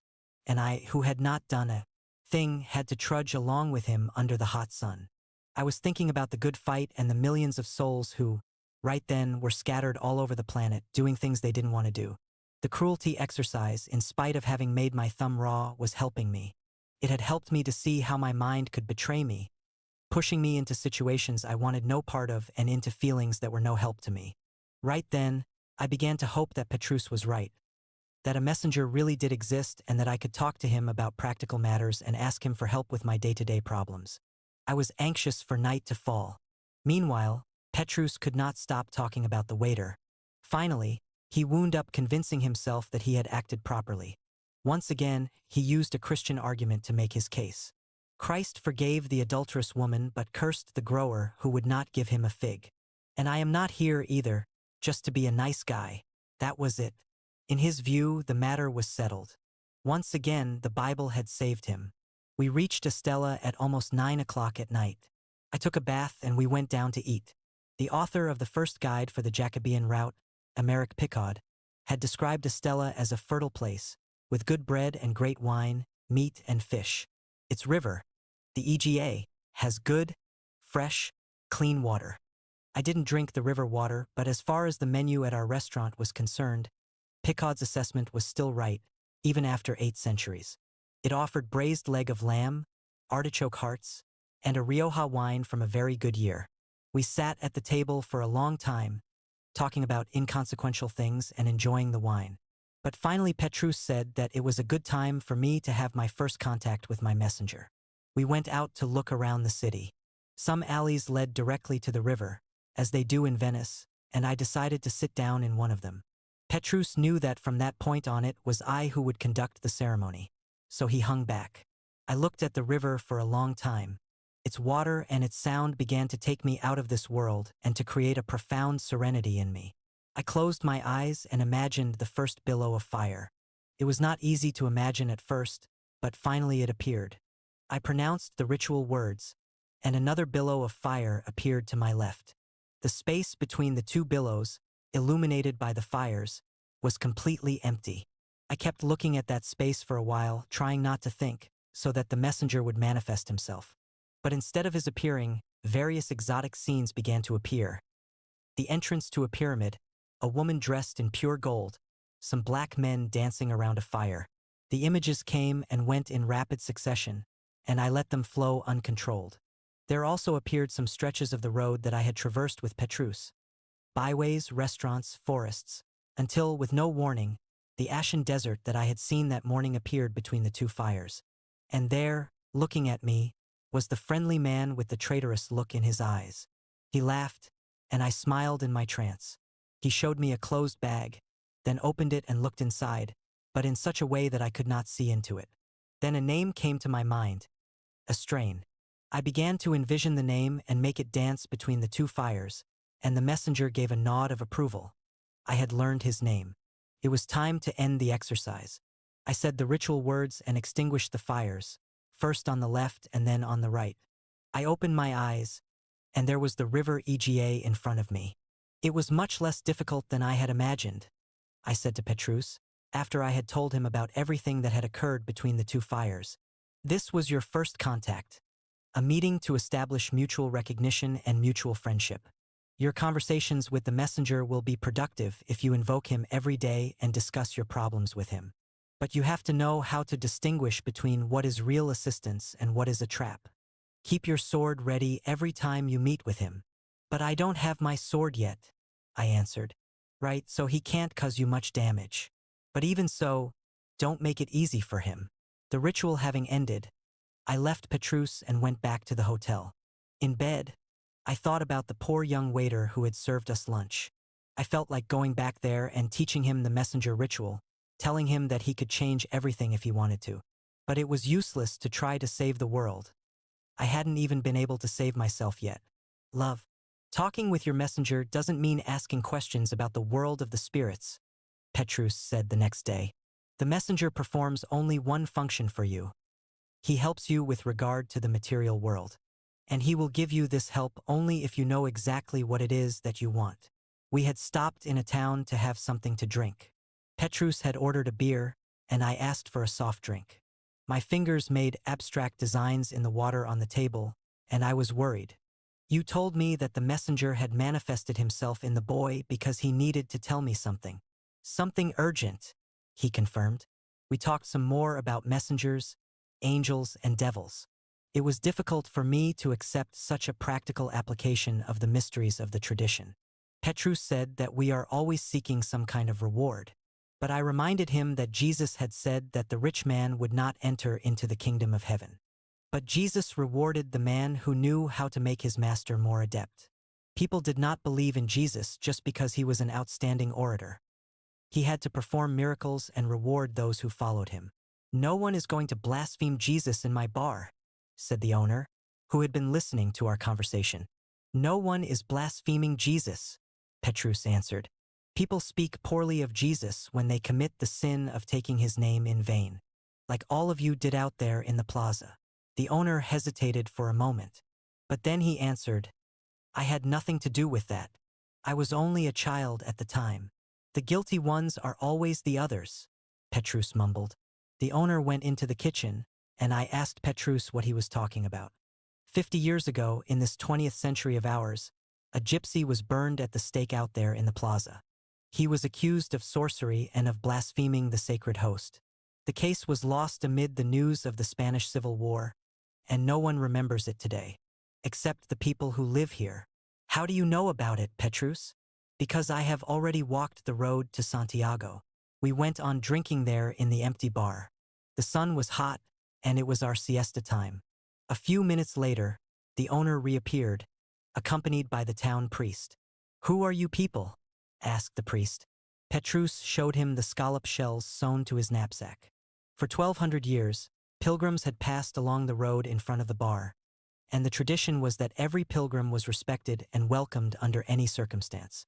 The priest changed his tone. "How can it be that pilgrims on the road to Santiago are speaking poorly of Jesus?" he asked, in a tone that was appropriate to a catechism. Nobody here was speaking poorly of Jesus. We were speaking poorly of the crimes committed in the name of Jesus. Like the gypsy that was burned at the stake there in the square. The shells on Petrus's knapsack had also changed the owner's attitude. Now he addressed us with some respect. "The curse of the gypsy is still with us today," he said, and the priest looked at him reprovingly. Petrus wanted to know how. The priest said that these were stories told by the villagers and that the church did not approve of them. But the owner of the bar went on. Before the gypsy died, he said that the youngest child in the village was going to receive and incorporate his devils, and that when that child became old and died, the devils would pass on to another child, and so on, for all the centuries to come. "The soil here is the same as the soil in the other towns around here," said the priest. "When the other towns have a drought, we do too. When it rains and there's a good harvest, we fill our barns too. Nothing has happened here with us that has not happened in the neighboring towns too. This whole story is a fantasy. Nothing has happened because we isolated the curse," said the owner. "Well then, let's see it," answered Petrus. The priest laughed and said that that was no way to talk. The owner of the bar made the sign of the cross, but neither of them moved. Petrus got the check and insisted that someone take us to the person who had inherited the curse. The priest excused himself, saying that he had been interrupted at something important and had to get back to his church, and he left before anyone could say anything. The owner of the bar looked at Petrus fearfully. "Not to worry," said my guide. "Just show us the house where the curse resides. We are going to try to rid the town of it."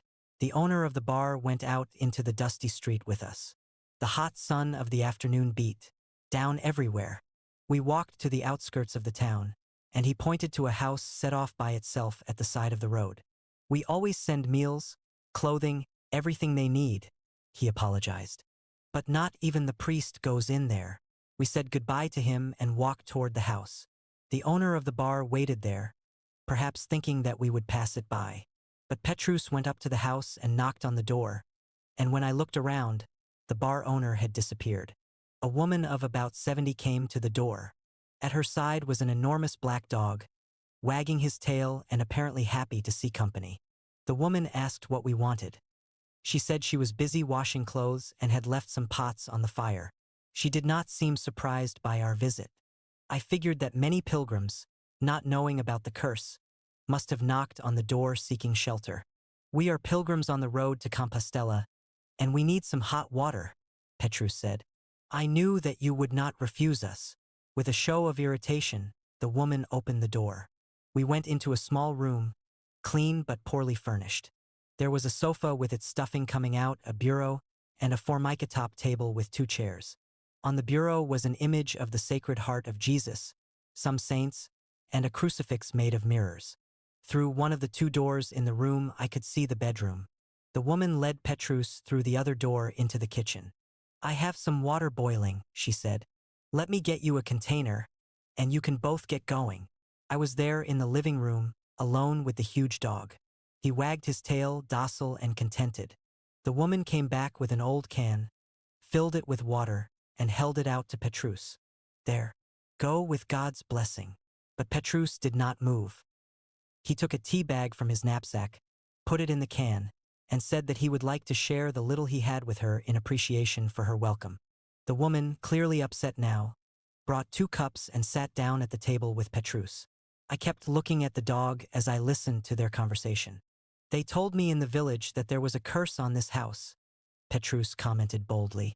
The dog's eyes seemed to light up, as if he had understood what had been said. The old woman stood up immediately. That's a lie. It's an old superstition. Please finish your tea, because I have lots of things to do. The dog sensed the woman's sudden mood change. He remained still but alert. But Petrus continued to do what he was doing. He slowly poured the tea into the cup, raised it to his lips, and put it down on the table without drinking a drop. That's really hot, he said.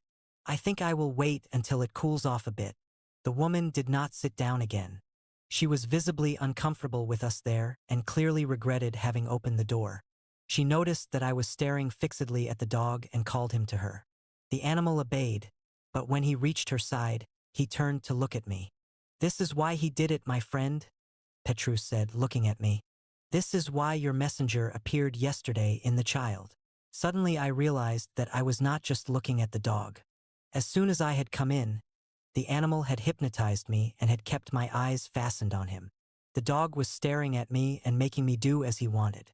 I began to feel weak, as if I would like to lie down and sleep on the torn couch. It was really hot outside, and I did not feel much like walking. The feelings all seemed strange to me, and I had the impression that I was falling into a trap. The dog continued to look fixedly at me, and the more he looked at me, the more tired I felt. Let's go, said Petrus, getting up and offering me the cup of tea. Drink a bit of tea, because the lady wants us to get going. I hesitated, but I took the cup, and the hot tea revived me. I wanted to say something, ask what the animal's name was, but I could not get my voice to work. Something inside me had been aroused, something that Petrus had not taught me but that nevertheless began to manifest itself. I felt an uncontrollable desire to say strange words, the meaning of which I didn't even know. I thought that Petrus had put something in the tea. Everything began to blur, and I heard only very faintly the woman repeat to Petrus that we had to leave. I was in a state of euphoria, and I decided to speak the strange words that were coming to my mind. All I could see in the room was the dog. When I began to say those strange words, the dog started to growl. He understood what I was saying. I became more excited and continued to speak, louder and louder. The dog rose and bared his teeth. He was no longer the docile animal I had seen on arrival, but something awful and threatening that could attack me at any moment. I knew that the words were protecting me, and I began to speak even louder, focusing all of my energies on the dog. I felt that I had a different power within me and that it could keep the animal from attacking me. From that point on, everything began to happen in slow motion. I saw the woman come toward me, shrieking and trying to push me out of the house, and I saw Petrus holding the woman back. The dog paid no attention at all to their struggle. Snarling and baring his teeth, he continued to stare at me. I was trying to understand the strange language I was speaking, but each time I stopped to think about it, my power would weaken and the dog would start coming toward me. He was growing stronger. I began to scream, giving up my attempt at understanding, and the woman began to scream, too. The dog barked and threatened me. But so long as I continued speaking, I was safe. I heard raucous laughter, but I did not know if it was really occurring or if it was in my imagination. Suddenly, a strong wind swept through the house, and the dog howled and leapt on me. I raised my arm to protect my face, shouted something, and waited to see what the impact would be. The dog had thrown himself upon me with all his strength, and I fell to the couch. For a few moments, our eyes were locked on each other's. In the next second, he ran from the house. I began to cry hysterically. I thought of my family, my wife, and my friends. I experienced an enormous feeling of love and, at the same time, an absurd happiness because all of a sudden I understood everything about the dog. Petrus took me by the arm and led me outside, as the woman pushed us both from behind. I looked around, and there was no sign of the dog. I hugged Petrus and continued to cry as we walked along in the sunlight. The next part of the journey is a blank. I only came to my senses later at a fountain, where Petrus was throwing water in my face and on the back of my neck. I asked for some to drink, and he said that if I drank anything then, I would vomit. I was a little nauseated, but I felt good. An immense love for everything and everybody had invaded my being. I looked around me and sensed the trees along the edge of the road, the small fountain where we had stopped, the fresh breeze, and the bird song from the forest. I was seeing the face of my angel, as Petrus had told me I would. I asked how far we were from the woman's house, and he said we had been walking for about 15 minutes. You probably want to know what happened, he said.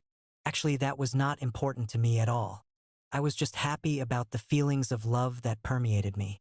The dog, the woman, the owner of the bar. Everything was a distant memory that seemed to have nothing to do with what I was feeling now. I told Petrus that I would like to go on walking because I was feeling so well. I got up, and we returned to the road to Santiago. Throughout the rest of the afternoon, I said almost nothing, delighting in the agreeable feeling that seemed to fill me. I still thought that perhaps Petrus had put something in the tea, but this was no longer important. We arrived at a hotel at 8 o'clock that night, and I was still in this state of beatitude, although it had diminished somewhat. The owner asked me for my passport so that I could register, and I gave it to him. You're from Brazil? I've been there.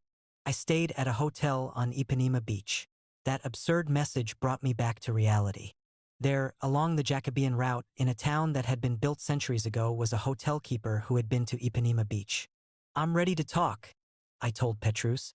I have to know what happened today. The sense of beatitude had passed.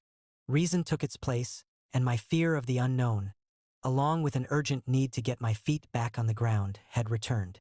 After we eat, said Petrus. Petrus asked the hotel owner to turn on the television but to leave the sound off. He said that this was the best way for me to hear everything he said without asking a lot of questions, because part of me would be watching the television screen. He asked me how much I remembered of what had happened. I answered that I remembered everything except the part where we had walked to the fountain. That part is not important to the story, he answered. On the television screen, a film having something to do with coal mines began. The actors were dressed in turn-of-the-century clothing. Yesterday, when I sensed the urgency in your messenger, I knew that a battle along the road to Santiago was about to begin. You are here to find your sword and learn the ram practices. But every time a guide leads a pilgrim, there is at least one situation that goes beyond the control of both of them. It represents a kind of practical test of what is being taught. In your case, this was the encounter with the dog. The details of the battle and the explanation for the many devils that can be present in an animal I will explain later.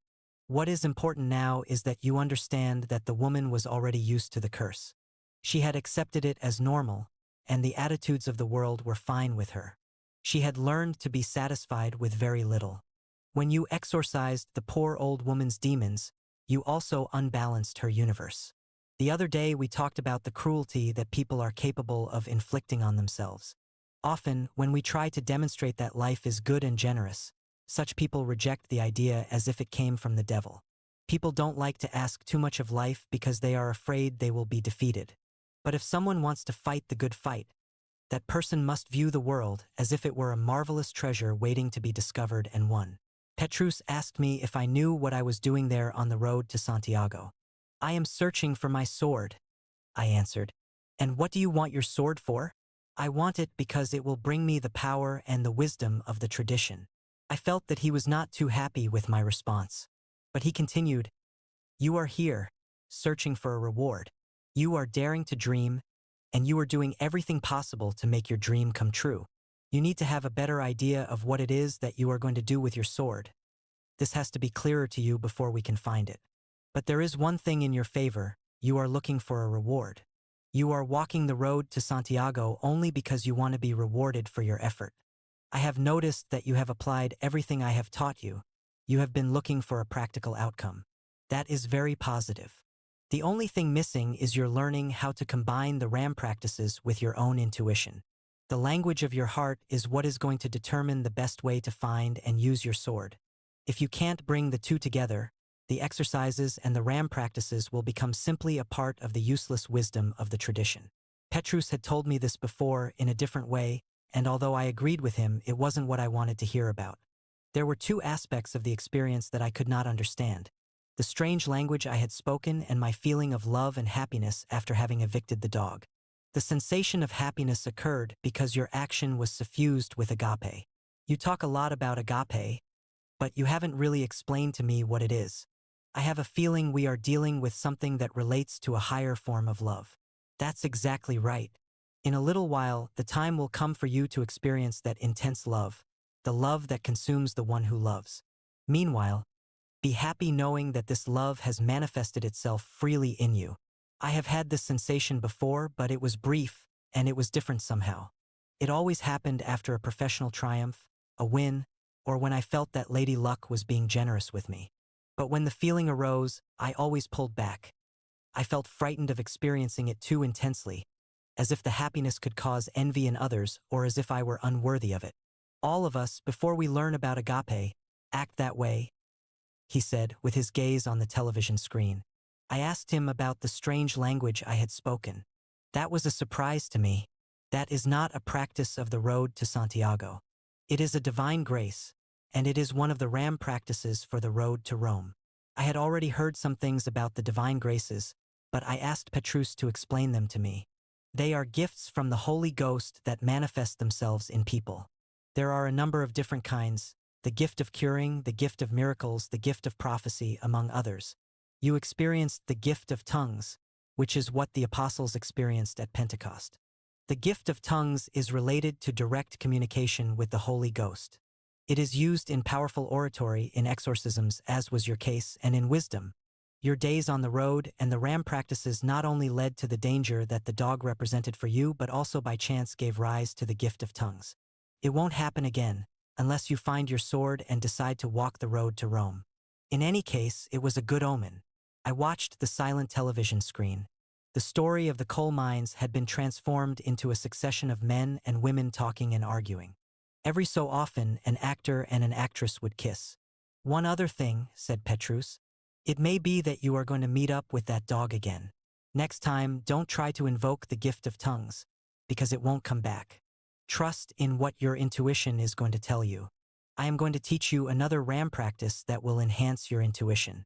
With it, you will begin to learn the secret language of your mind, and that language will be very useful to you for the rest of your life.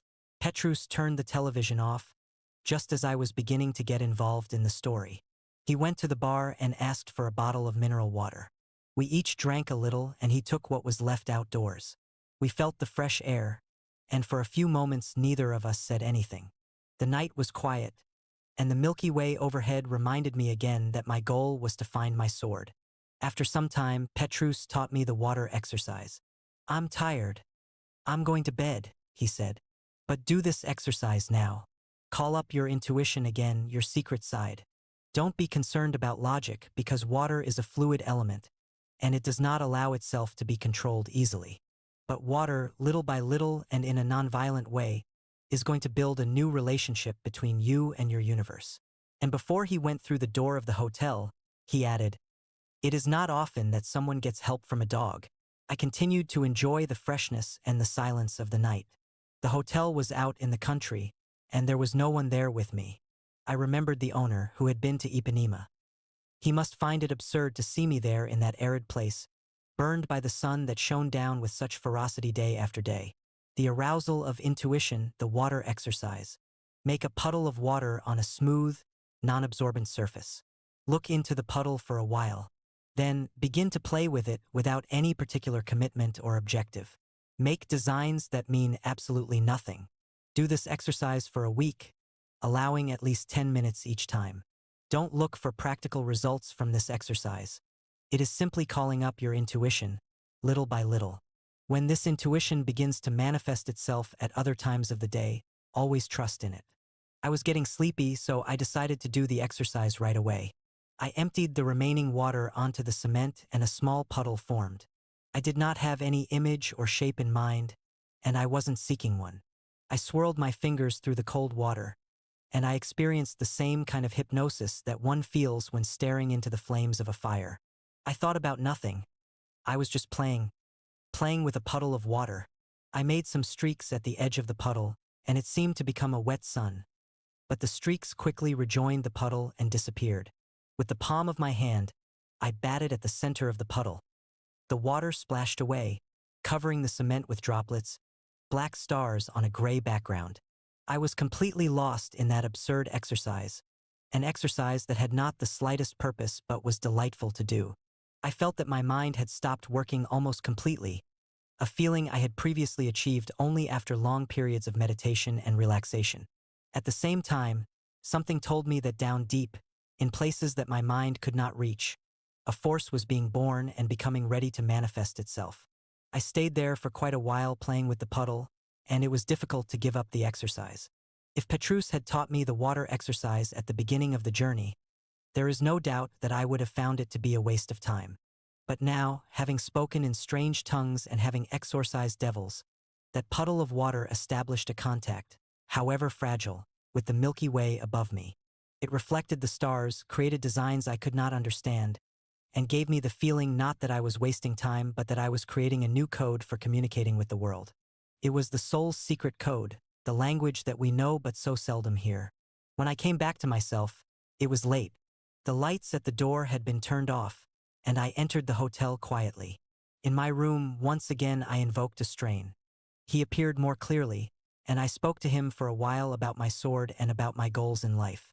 For now, he made no answer, but Petrus had told me that as the invocations continued, a strain would become a live and powerful presence at my side. Marriage.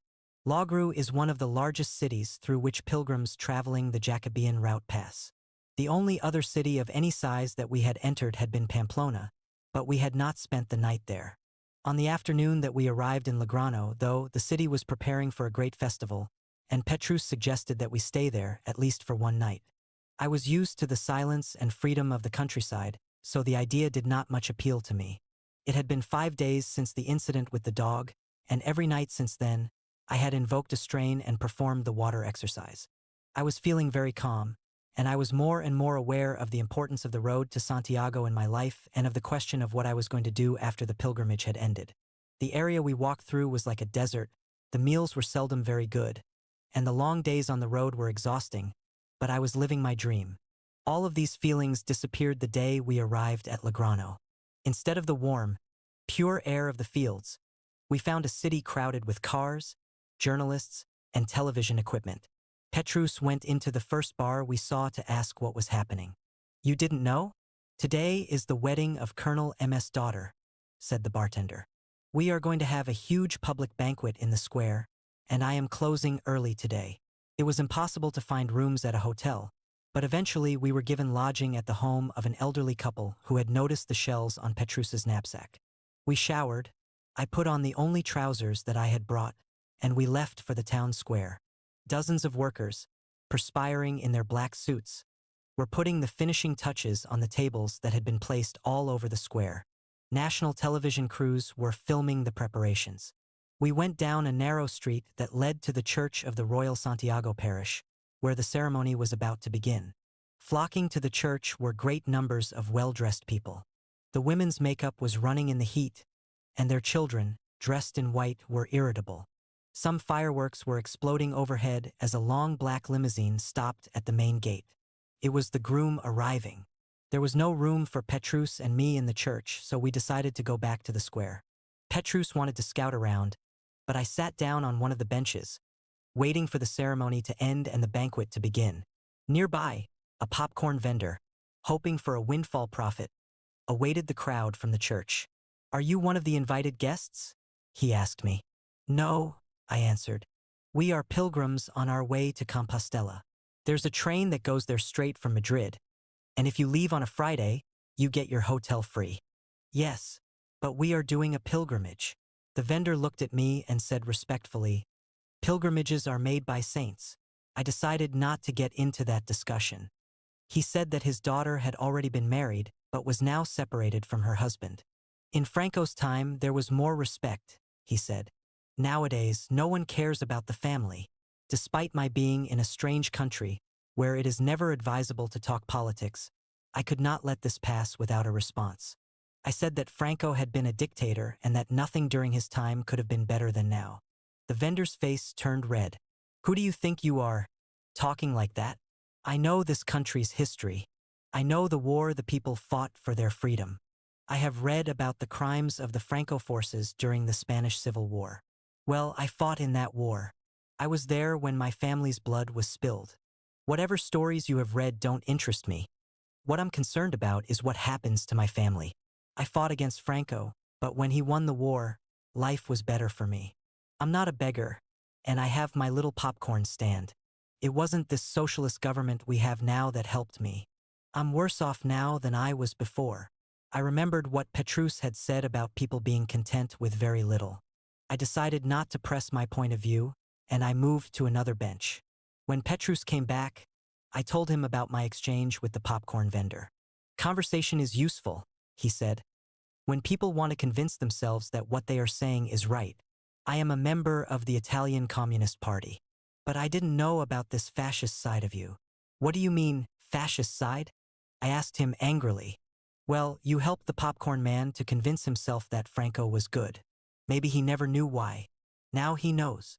Well, I'm just as surprised to learn that the ICP believes in the gifts of the Holy Ghost. Well, I have to be careful about what the neighbors will think, he said, laughing. The fireworks started up again, as musicians climbed to the bandstand and tuned their instruments. The festival was about to begin. I looked up at the sky. It was growing dark, and the stars were beginning to appear. Petrus went over to one of the waiters and brought back 2 plastic cups full of wine. It is good luck to have a drink before the party begins, he said, handing me one of the cups. Have some of this. It will help you forget about the popcorn man. I wasn't even thinking about him anymore. Well, you should, because what happened with him is an example of mistaken behavior. We are always trying to convert people to a belief in our own explanation of the universe. We think that the more people there are who believe as we do, the more certain it will be that what we believe is the truth. But it doesn't work that way at all. Look around. Here is a huge party about to begin. A commemoration. Many different things are being celebrated simultaneously. The father's hope that his daughter would marry, the daughter's wish for the same thing, the groom's dreams. That's good, because they believe in their dreams and want to demonstrate to everyone that they have achieved their goals. It is not a party that is being held to convince anyone of anything, so it's going to be a lot of fun. From what I can see, they are people who have fought the good fight of love. But you are trying to convince me, Petrus, by guiding me along the road to Santiago. He gave me a cold look. I am only teaching you the ram practices, but you will find your sword only if you discover that the road and the truth and the life are in your heart. Petrus pointed to the sky, where the stars were now clearly visible. There is no religion that is capable of bringing all of the stars together, because if this were to happen, the universe would become a gigantic empty space and would lose its reason for existence. Every star and every person has their own space and their own special characteristics. There are green stars, yellow stars, blue stars, and white stars, and there are comets, meteors and meteorites, nebulas and rings. What appear from down here to be a huge number of bodies that are similar to each other are really a million different things, spread over a space that is beyond human comprehension. A rocket from the fireworks burst, and its light obscured the sky for a moment. A shower of brilliant green streamers fell to the ground. Earlier, we only heard their noise because of the daylight. Now we can see their light, Petrus said. That's the only change people can aspire to. The bride came out of the church, and people shouted and threw their handfuls of rice. She was a thin girl of about 16, and she held the arm of a boy in a tuxedo. The congregation appeared and began to move toward the square. Look, there's the colonel. Oh, look at the bride's dress. How beautiful, said some boys near us. The guests took their places at the tables, the waiters served the wine, and the band began to play. The popcorn vendor was surrounded by a mob of screaming boys who made their purchases and then scattered the empty bags on the ground. I imagined that for the townspeople of Legrano, at least that night, the rest of the world, with its threat of nuclear war, unemployment, and murders, did not exist. It was a festival night, the tables had been placed in the square for the people, and everyone felt important. A television crew came toward us, and Petrus averted his face. But the men passed us by, heading for one of the guests who sat near us. I recognized immediately who he was. Antonio, the man who had led the Spanish fans in their cheers at the World Cup in Mexico in 1986. When the interview was over, I went up to him and told him that I was a Brazilian. Feigning anger, he complained about a goal of which Spain had been robbed in the opening round of the Cup. But then he gave me a hug and said that Brazil would soon once again have the best players in the world. How do you manage to see the game when your back is always to the field and you are inciting the fans? I asked. It was something I had noticed over and over again during the television transmissions of the World Cup games. That's what gives me satisfaction, helping the fans believe in victory. And then, as if he too were a guide on the road to Santiago, he said, "Fans who lack the faith can make a team lose a game it is already winning." Manolo was then grabbed by others who wanted to interview him, but I stood there thinking about what he had said. Even without ever having walked the road to Santiago, he knew what it was to fight the good fight. I found Petrus hiding behind some trees, obviously uncomfortable with the presence of the television cameras. It was only after their lights had been turned off that he emerged from the trees and relaxed a bit. We asked for 2 more cups of wine. I fixed myself a plate of canapes, and Petrus found a table where we could sit with some of the guests. People cheered. "They must really love each other," I said. "Of course they do," said a dark-suited man sitting with us. "Have you ever heard of anyone marrying for any other reason?"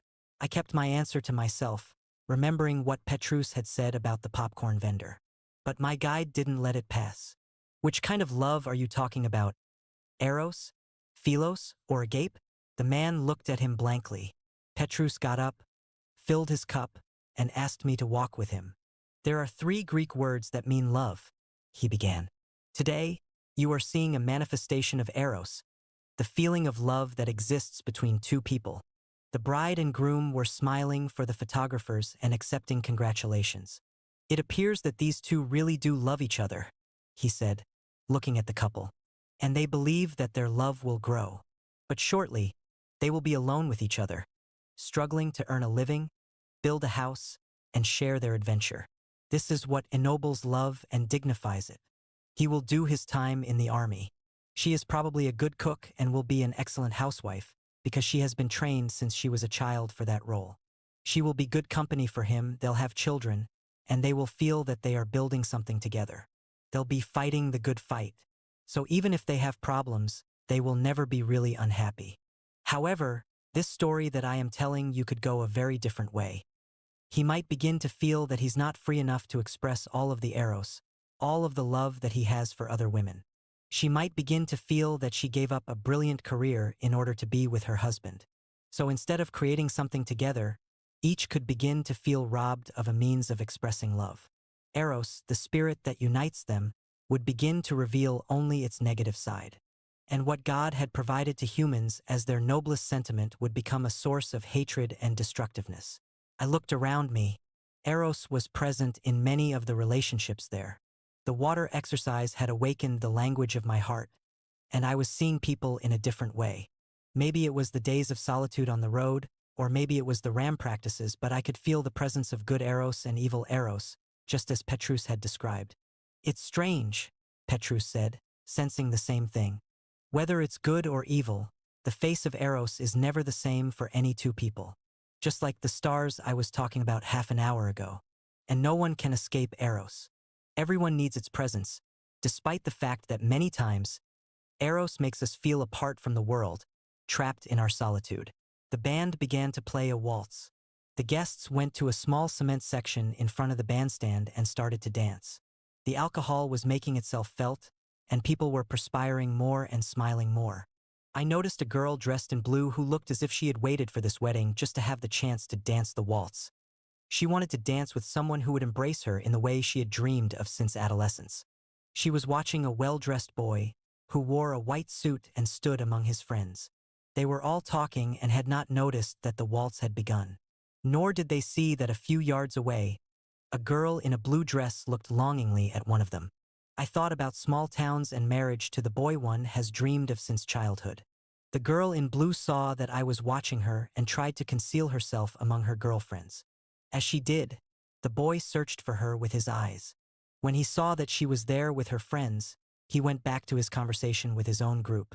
I pointed out the 2 of them to Petrus. He watched the game of glances for a while and then went back to his cup of wine. "They act as if it were shameful to make any show of love," was all he said. A girl near us was staring at Petrus and me. She must have been half our age. Petrus held up his cup of wine and made a toast in her direction. The girl laughed in embarrassment and pointed toward her parents, as if to explain why she did not come closer. "That's the beautiful side of love," Petrus said. "The love that dares, The love for two older strangers who have come from nowhere and will be gone tomorrow. Gone into a world where she would like to travel too. I could hear in his voice that the wine was having an effect on him. Today we will talk of love, said my guide, a bit loudly. Let us speak of true love, which grows and grows, and makes the world go round, and makes people wise. A well-dressed woman near us seemed not to be paying any attention at all to the party.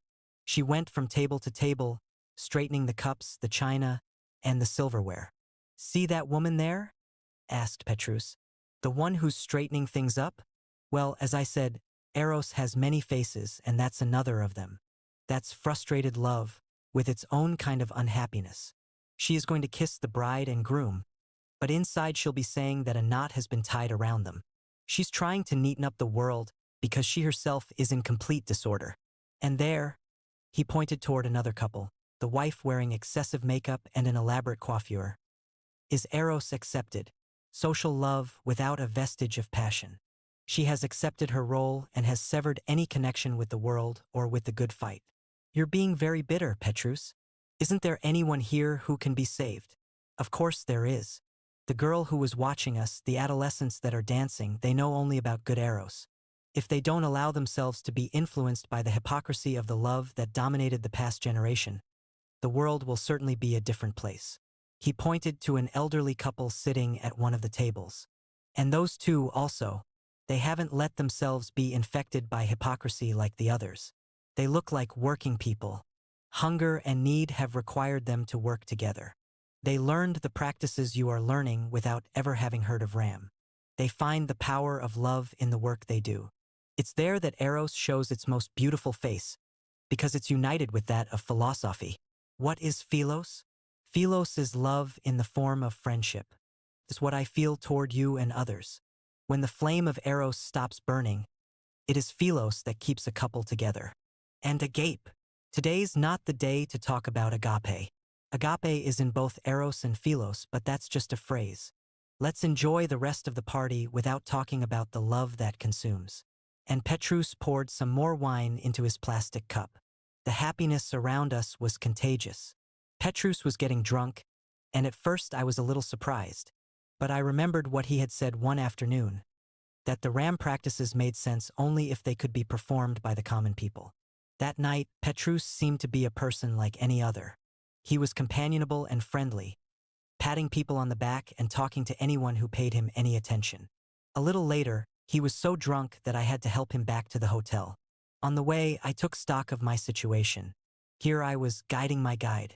I realized that at no time during the entire journey had Petrus made any effort to appear wiser, holier, or in any way better than I.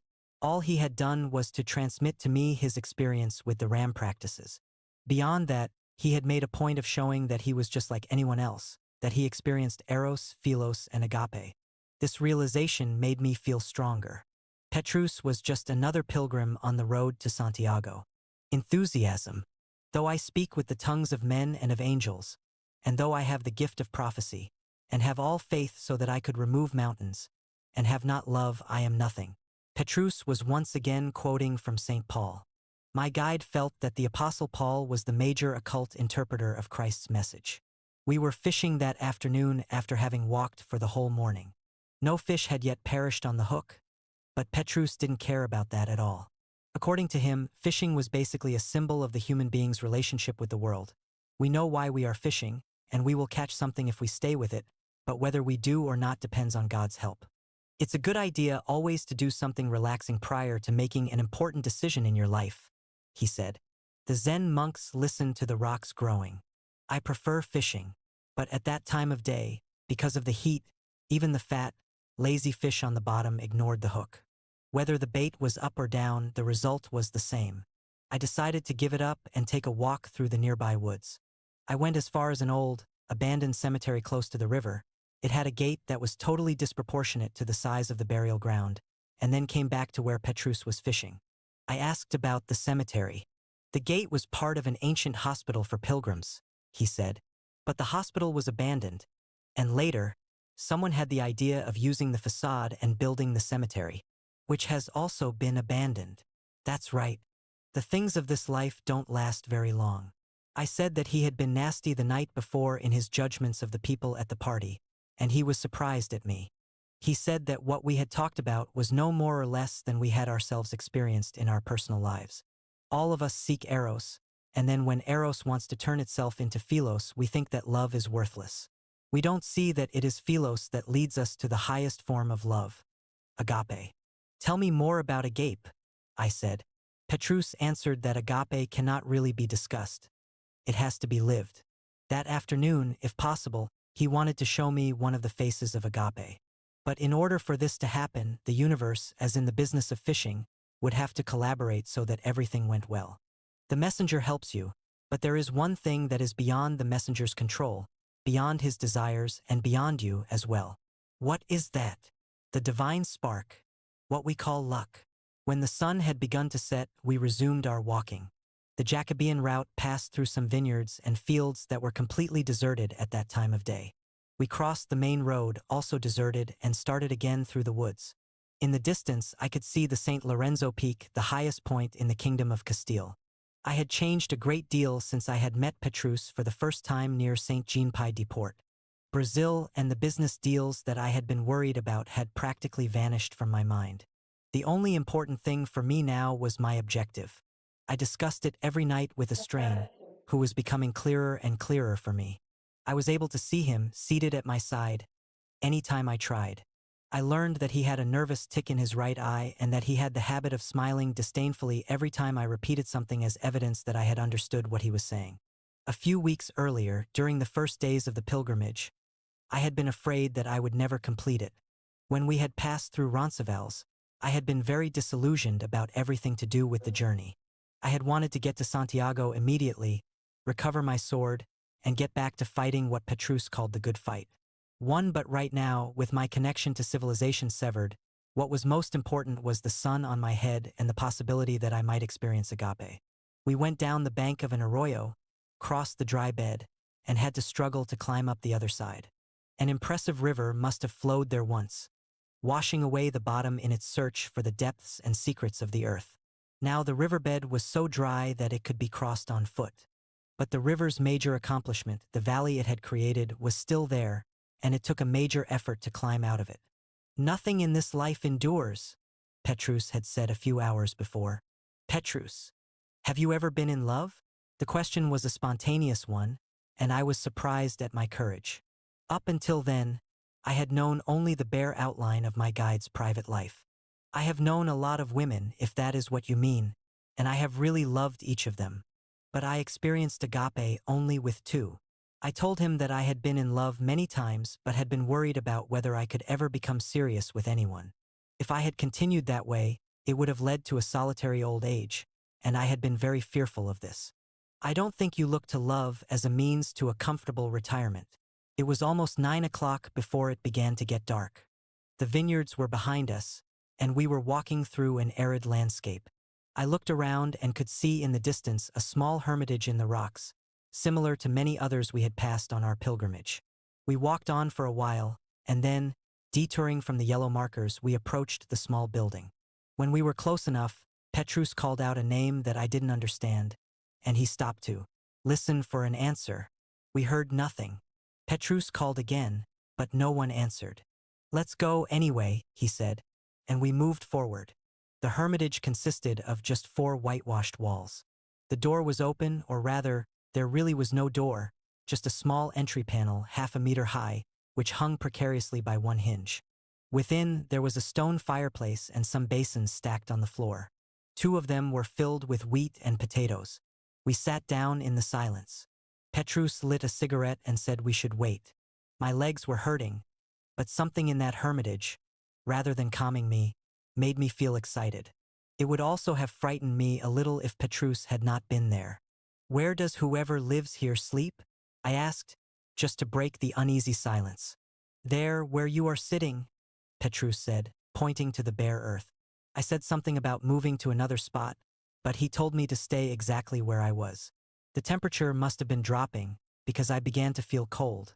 We waited for almost an hour. Petrus called out the strange name several more times and then gave up. Just when I expected us to get up and leave, he began to speak. present here is one of the two manifestations of agape, he said, as he stubbed out his third cigarette. It is not the only one, but it is the purest. Agape is total love. It is the love that consumes the person who experiences it. Whoever knows and experiences agape learns that nothing else in the world is important. Just love. This was the kind of love that Jesus felt for humanity, and it was so great that it shook the stars and changed the course of history. His solitary life enabled him to accomplish things that kings, armies, and empires could not. During the millennia of Christian civilization, many individuals have been seized by this love that consumes. They had so much to give, and their world demanded so little, that they went out into the deserts and to isolated places, because the love they felt was so great that it transformed them. They became the hermit saints that we know today. For you and for me, who experience a different form of agape, this life may seem terrible. But the love that consumes makes everything else, absolutely everything, lose its importance. Those men lived just to be consumed by their love. Petrus told me that a monk named Alfonso lived there. Petrus had met him on his first pilgrimage to Compostela, as he was picking fruit to eat. His guide, a much more enlightened man than he, was a friend of Alfonso's, and the three of them had together performed the ritual of agape, the blue sphere exercise. Petrus said that it had been one of the most important experiences of his life, and that even today when he performed the exercise, he remembered the hermitage and Alfonso. There was more emotion in his voice than I had ever heard from him. Agape is the love that consumes, he repeated, as if that were the phrase that best defined this strange kind of love. Martin Luther King once said that when Christ spoke of loving one's enemies, he was referring to agape, because according to him, it was impossible to like our enemies, those who were cruel to us, those who tried to make our day-to-day suffering even worse. But agape is much more than liking. It is a feeling that suffuses, that fills every space in us, and turns our aggression to dust. You have learned how to be reborn, how to stop being cruel to yourself, and how to communicate with your messenger. But everything you do from now on and every good result that you take with you from the road to Santiago will make sense only when you have also experienced the love that consumes. I reminded Petrus that he had said that there were two forms of agape, and that he probably had not experienced this first form, since he had not become a hermit. You're right. You and I and most pilgrims who walk the road to Santiago, learning the RAM practices, experience agape in its other form, enthusiasm. For the ancients, enthusiasm meant trance or ecstasy, a connection with God. Enthusiasm is agape directed at a particular idea or a specific thing. We have all experienced it. When we love and believe from the bottom of our heart, we feel ourselves to be stronger than anyone in the world, and we feel a serenity that is based on the certainty that nothing can shake our faith. This unusual strength allows us always to make the right decision at the right time, and when we achieve our goal, we are amazed at our own capabilities. Because when we are involved in the good fight, nothing else is important. Enthusiasm carries us toward our goal. Enthusiasm normally manifests itself with all of its force during the first years of our lives. At that time, we still have strong links with the divinity, and we throw ourselves into our play with our toys with such a will that dolls take on life and our tin soldiers actually march. When Jesus said that the kingdom of heaven belonged to the children, he was referring to agape in the form of enthusiasm. Children were attracted to him, not because they understood his miracles, his wisdom, or his Pharisees and apostles. They went to him in joy, moved by enthusiasm. I told Petrus that on that very afternoon, I had realized that I was completely absorbed by the road to Santiago.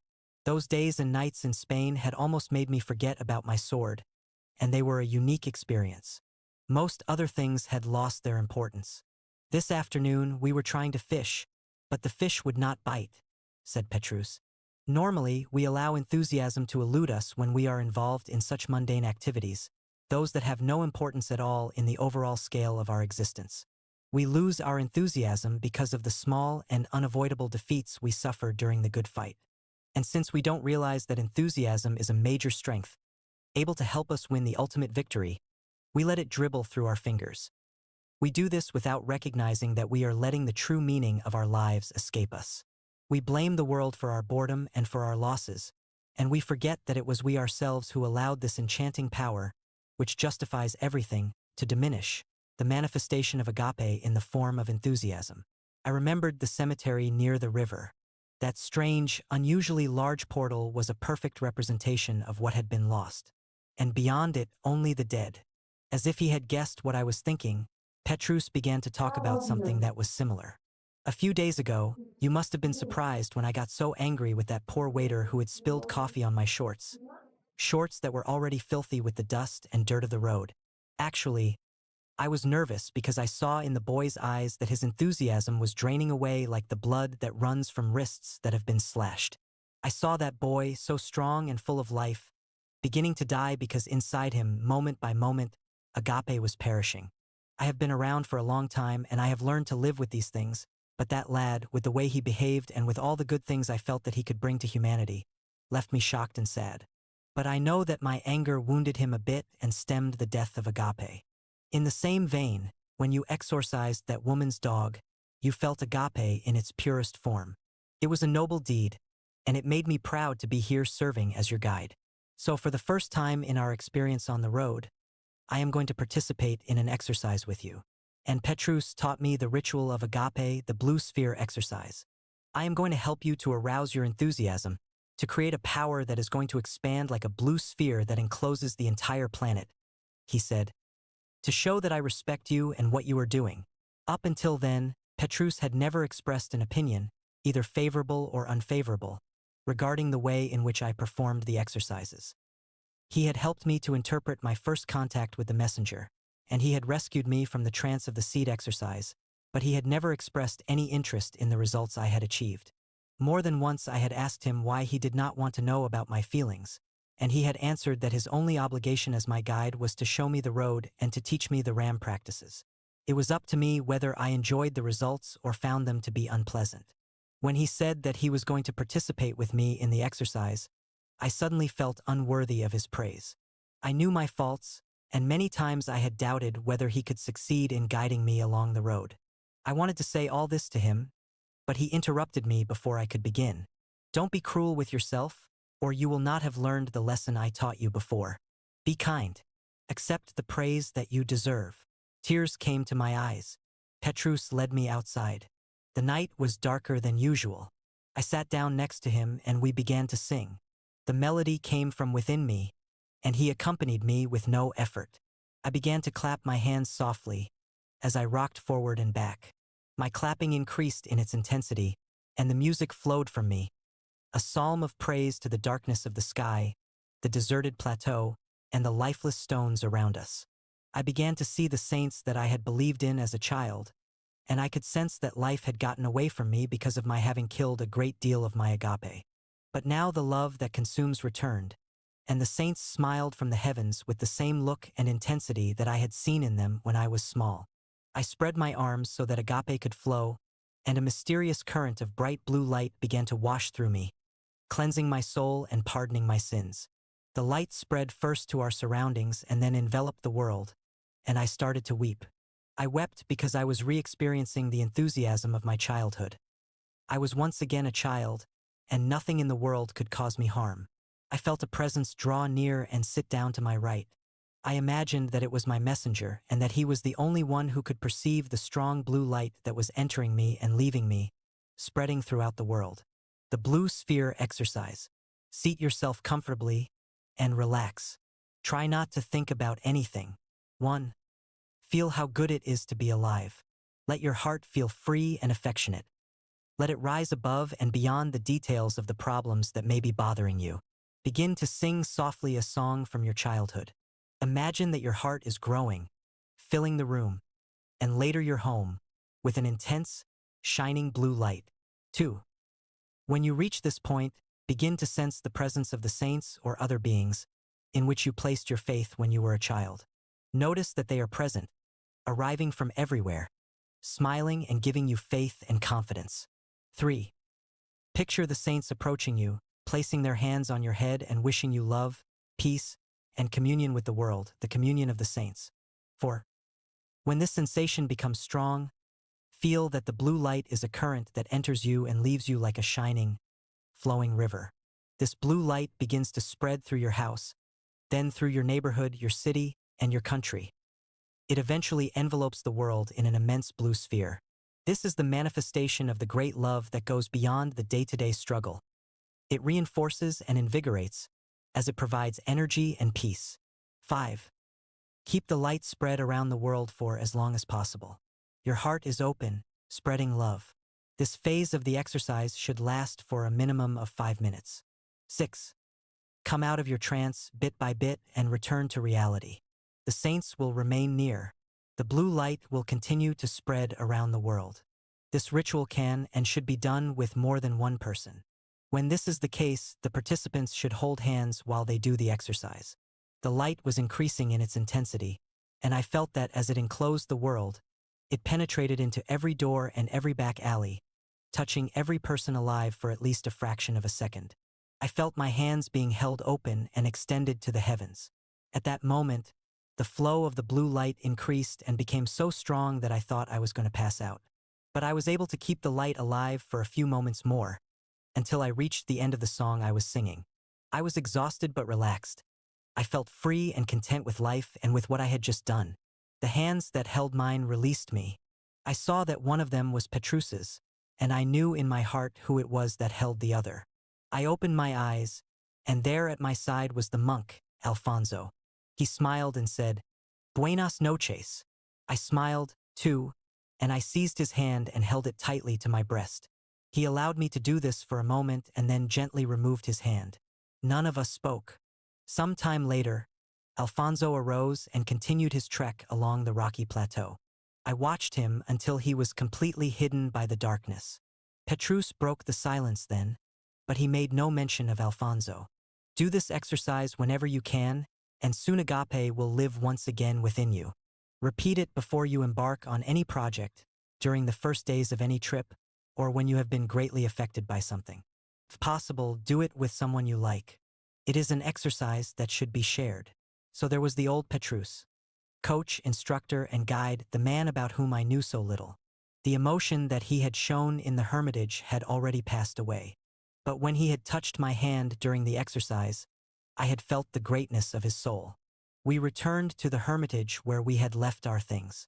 The occupant won't be back today, so I think we can sleep here, said Petrus, lying down. I unrolled my sleeping bag, took a swallow of wine, and lay down.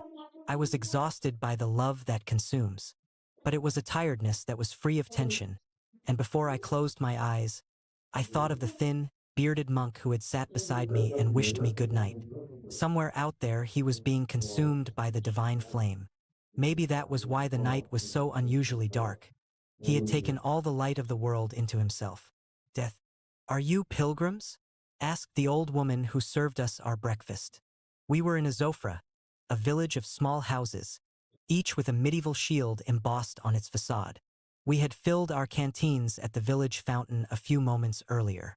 I said that we were, and the woman's eyes glowed with respect and pride. When I was a girl, at least one pilgrim passed through here every day, bound for Compostela. After the war and after Franco, I don't know what happened, but the pilgrimages stopped. Someone must have built a highway. Nowadays, people only want to travel by car. Petrus said nothing. He had awakened in a bad mood.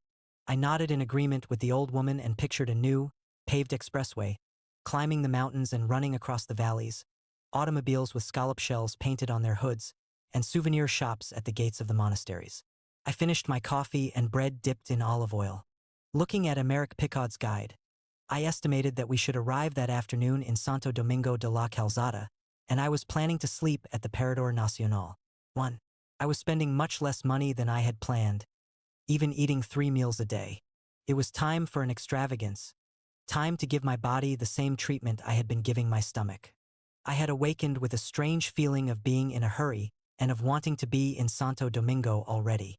I had experienced the same feeling 2 days earlier when we had walked to the hermitage.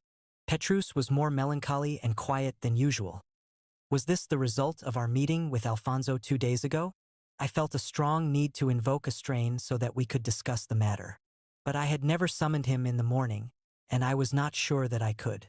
I decided against it. We finished our coffee and began to walk. We passed a medieval house with its coat of arms, the ruins of an ancient hostel for pilgrims, and a park on the outskirts of the village. As I once again readied myself to move out across the countryside, I felt a strong presence to my left side. I walked on, but Petrus stopped me. "There is no use running away," he said. "Stop and deal with it." I wanted to get away from Petrus and keep going. I had a disagreeable feeling, a kind of colic near my stomach. For a few moments, I tried to believe that it was caused by the bread with olive oil, but I knew that I had felt it earlier in the day and I could not fool myself. It was tension, and fear. "Look behind you." Petrus's voice had an urgency to it. "Look before it's too late." I spun around quickly. To my left was an abandoned house, its vegetation burned by the sun. An olive tree raised its twisted branches to the sky, and between the tree and the house, looking fixedly at me, was a dog. A black dog, the same dog that I had banished from the woman's house a few days earlier. I forgot all about Petrus and looked squarely into the dog's eyes. Something inside me, perhaps it was the voice of a strain or of my guardian angel, told me that if I averted my eyes, the dog would attack me. We remained that way, staring at each other, for some time. Here I was, I thought, after having experienced the wonder of the love that consumes, once again about to be confronted by the daily and constant threats to my existence that the world would always present. I wondered why the animal had followed me for such a great distance and what it was that he wanted. After all, I was just a pilgrim in quest of my sword, and I had neither the desire nor the patience for problems with people or animals. I tried to say this to him with my eyes, remembering the monks at the convent who communicated through their eyes, but the dog did not move.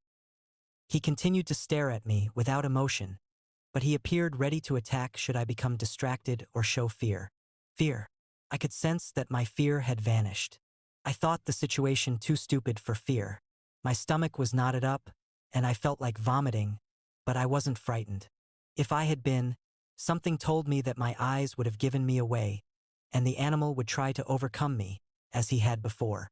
I did not want to avert my eyes, even when I sensed that a figure was approaching along a narrow road to my right.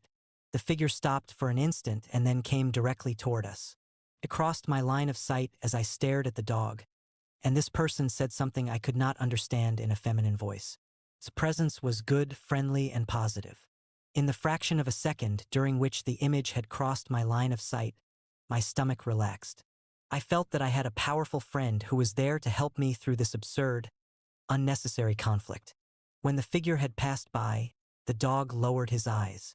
Then he jumped, ran behind the abandoned house, and disappeared from view.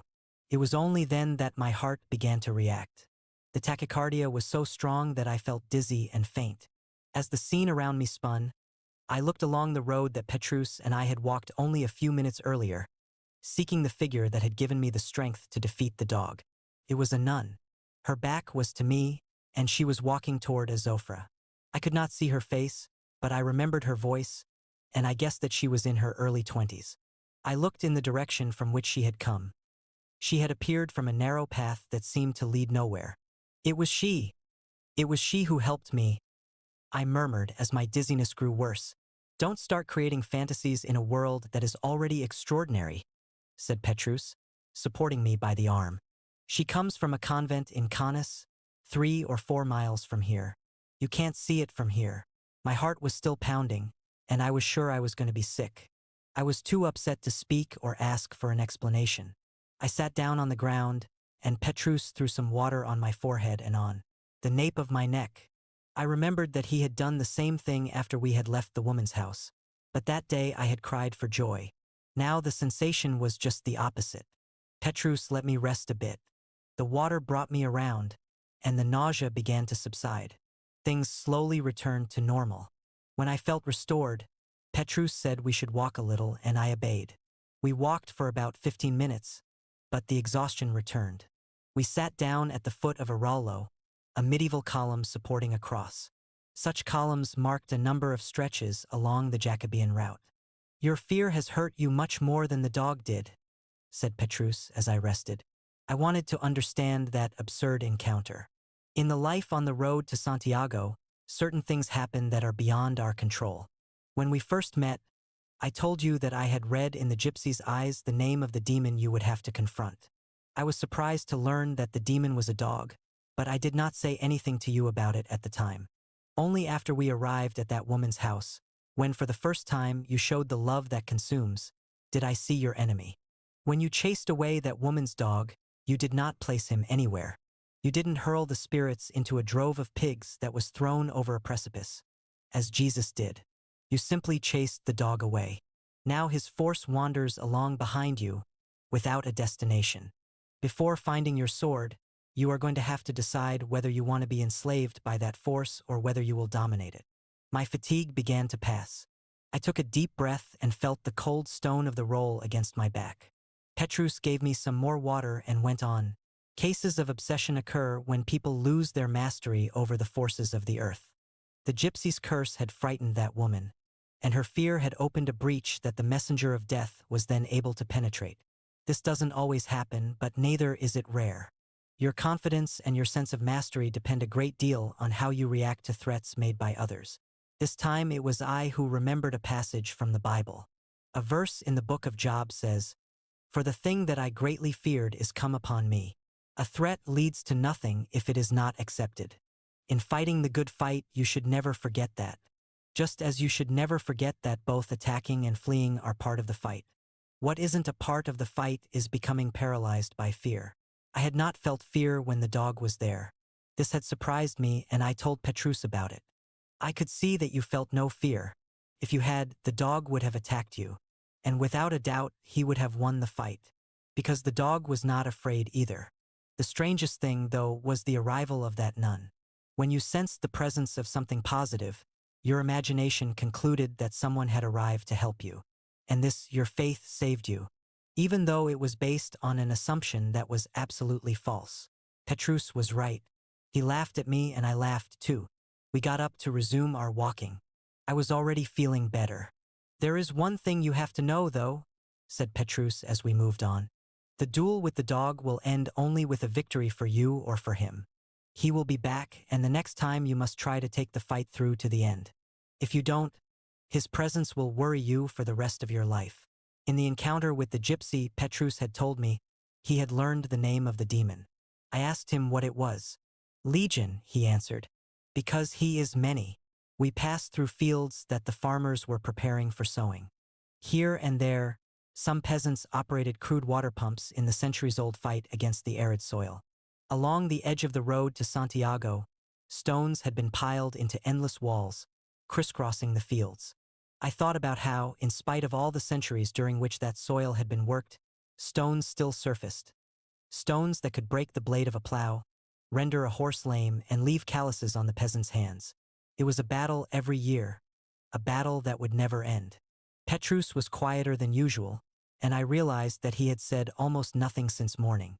After our conversation at the medieval Rollo, he had been mute, not answering any of the questions I had asked. I wanted to know more about the many demons, because he had already explained to me that each person has only one messenger. But Petrus was not interested in talking about it, and I decided to wait for a better time.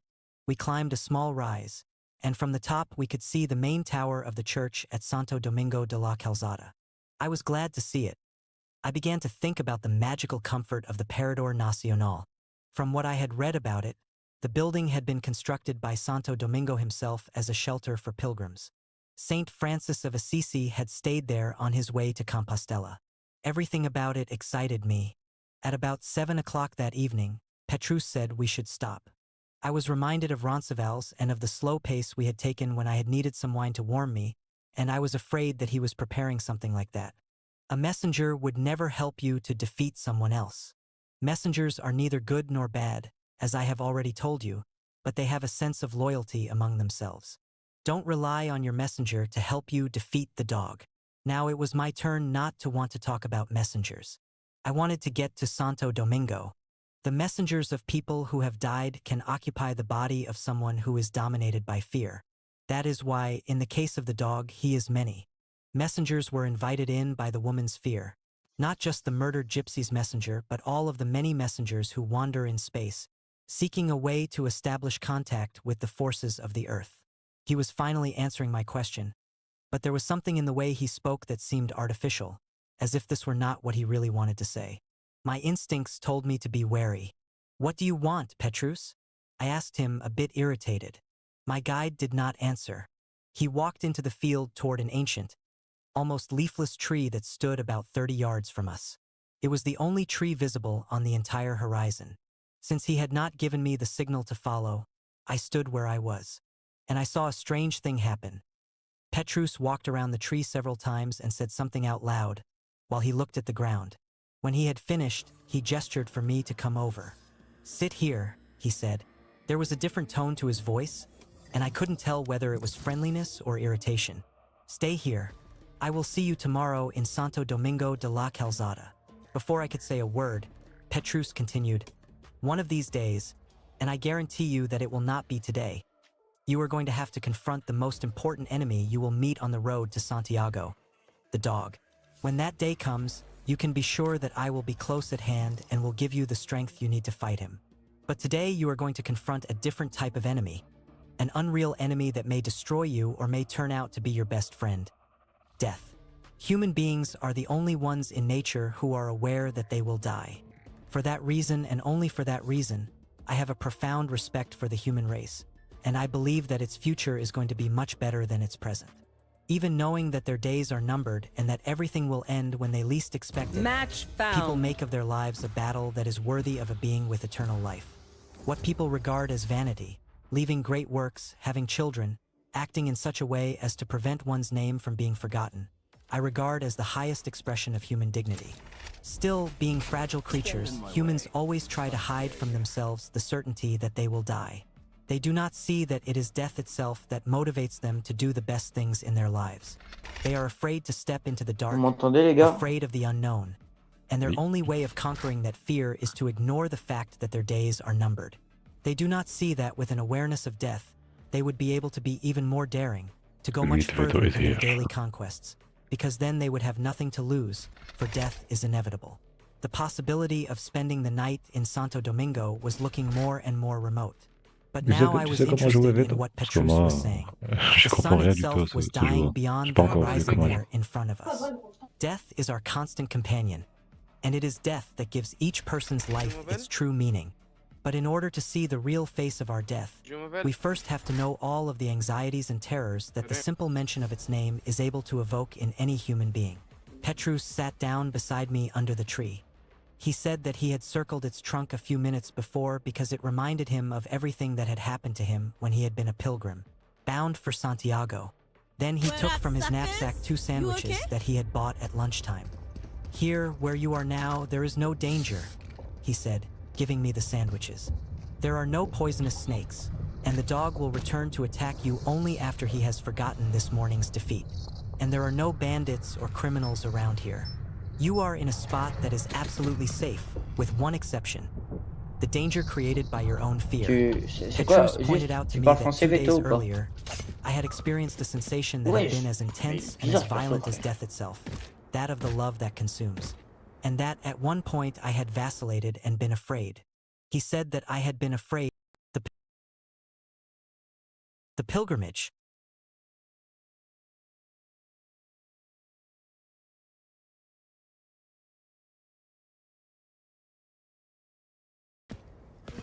Taking that back. Forever! Reloading.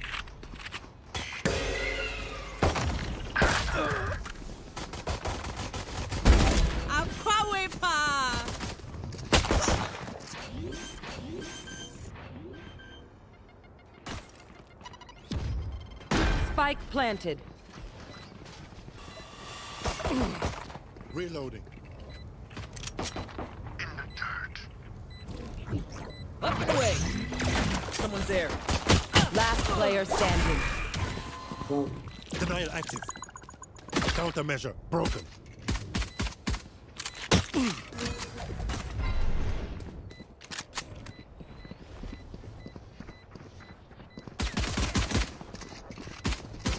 Team Ace.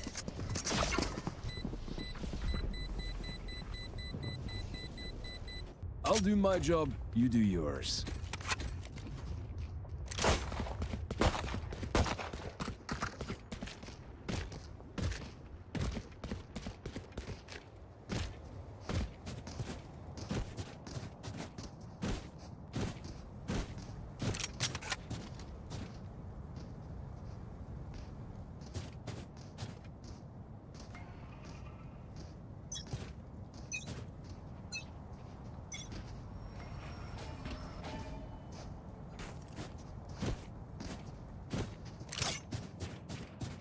Oui, info.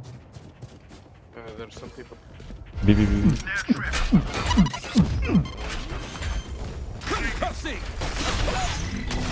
Spike planted. Reloading. Reloading.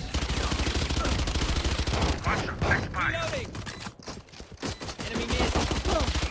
Enemy spotted B. There. Shoot.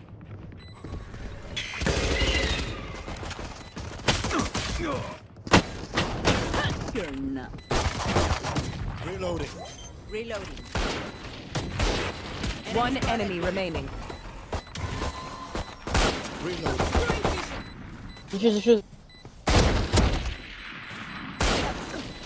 Last player standing.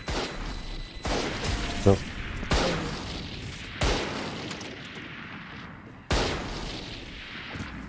Hold them accountable for their actions.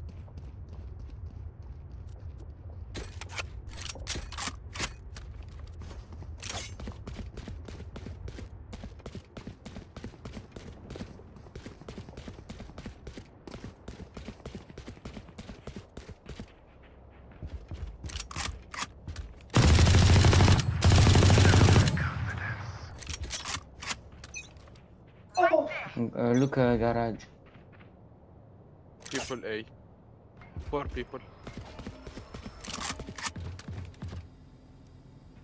Trap destroyed. Denial active. Anchor destroyed. Taking that back. Countermeasure broken.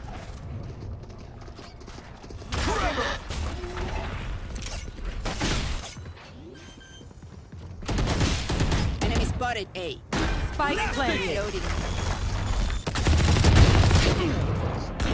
Aqua. Cutting their vision. One enemy remaining. so.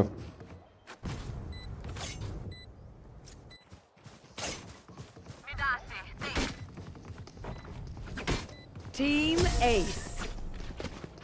This is what we do! We showed them their place. Now keep them there. Veto, you wanna buy? Veto, Veto, si tu veux acheter, donne-moi le outlaw. Anchor set. Tu veux acheter Vandal. We speak Engagement English. ready. Don't understand. You wanna Give me outlaw. I need a drop. Forget. Here you go, bro. Give me it. Just forget. Yeah, Garage. Obscuring vision. Blocking vision. Need that back. Recovering it. Need that back. Spike down, C. Enemy spotted. C. Spike in C. See ya. Skye is inside. Last.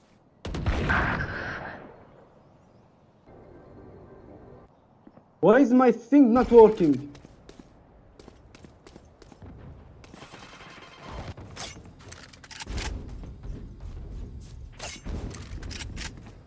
They're in C. Can you shut up, please? I can't hear.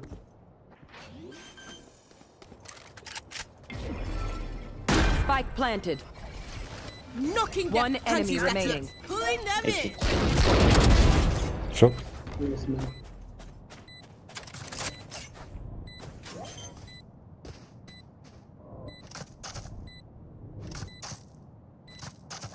My ult's ready. Hey, yeah. It's good. Deep breaths, everyone. Your hearts are pounding. I need a drop. Tack. Thank you. No problem.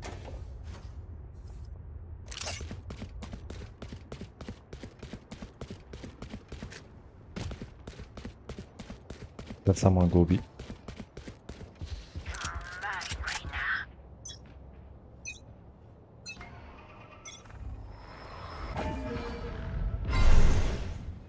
Smokes on B. A. Right there. Guys, it's B, it's B, it's B, it's B. Spike planted. That creature is dead. Watcher expired.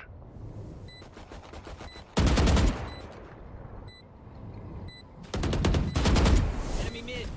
Go get him, buddy. Shot my wingman. One enemy remaining. My ultimate. Blinding. Reloading. Fire in the hole!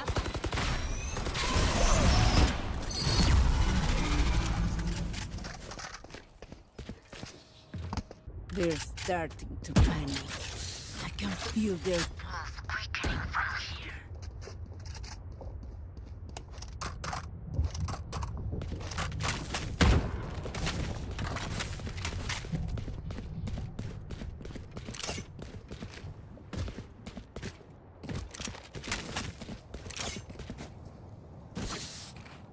Attack us! Come on!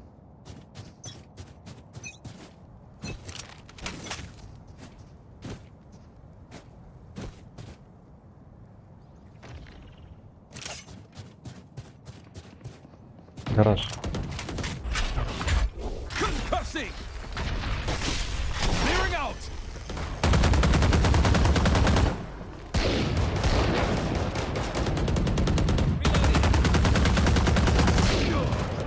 What?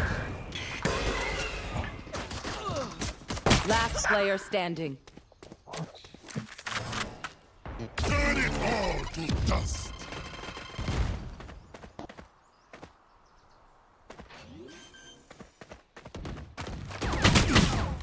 Spike planted.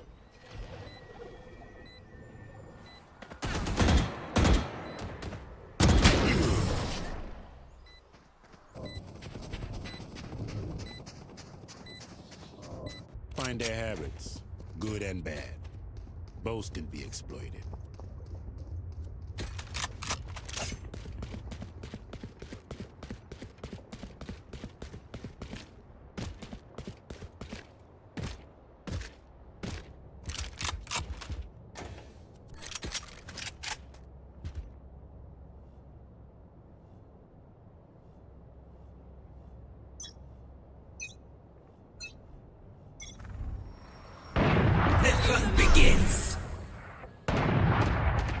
Enemy spotted mid.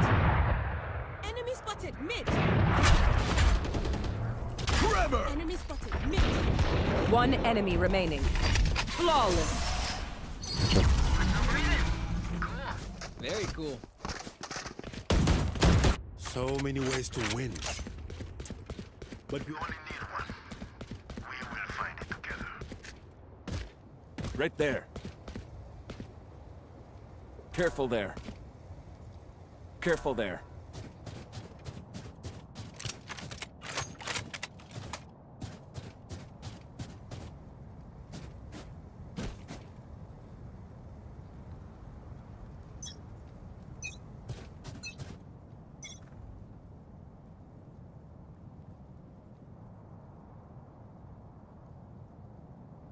Can you smoke A?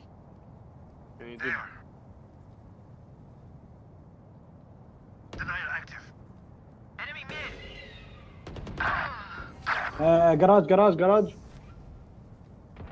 3 people A. My territory, my rules. Right there. Planting A. I've got your trail. Spike planted.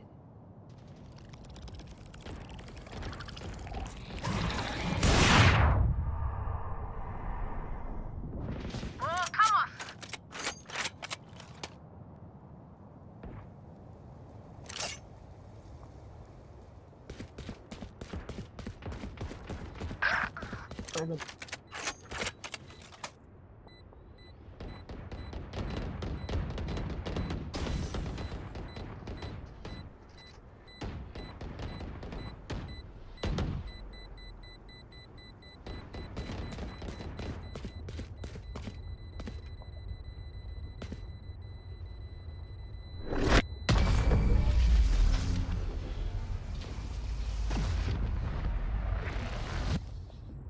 Just swapping in new fusion cells. Okay, my arms are good. We can go.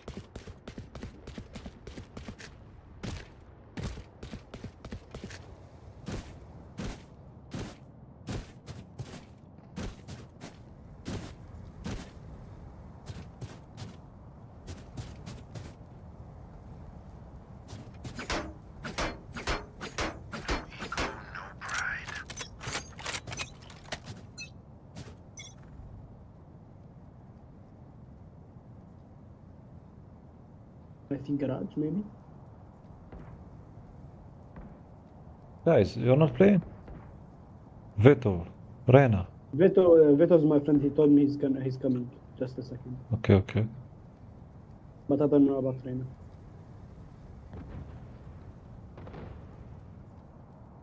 Spike planted. Oh What the shit! fuck? It's A. Yeah, no one playing. What? 3 players not playing. What the fuck?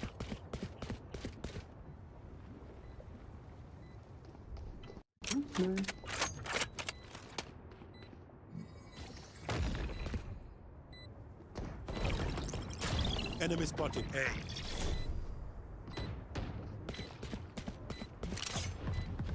I think that's safe, man. We can do it.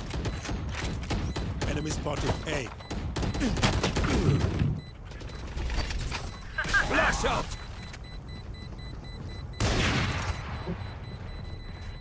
Dizzy has targets.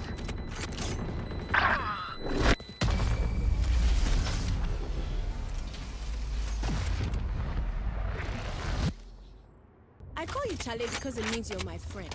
But maybe I should call you Kwasia because you follow. Guys, do we report them?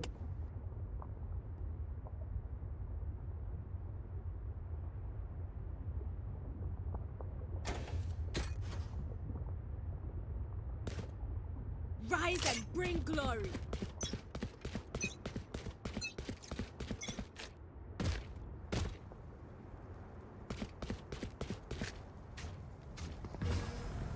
Hey, A again, A again. Concussing!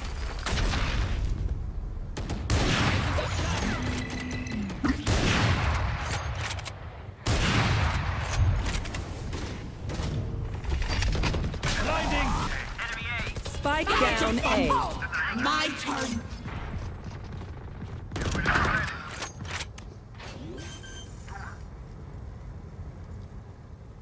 Spike planted.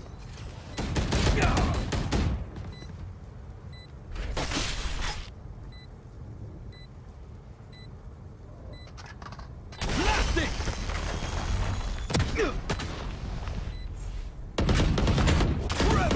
One enemy remaining.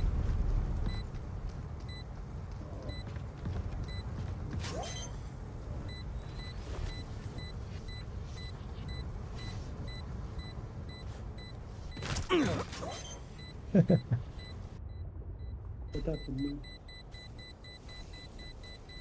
My ult is ready.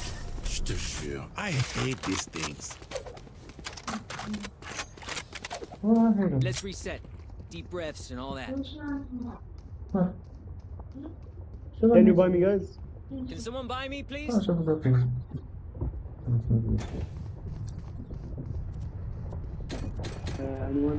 can buy me? Anyone? Anyone?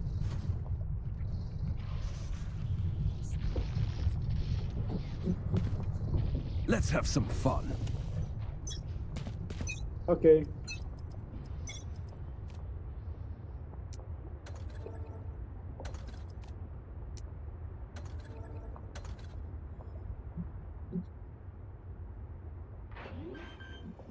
Can be. Spike planted. This guy is 20 million people are AFK, man.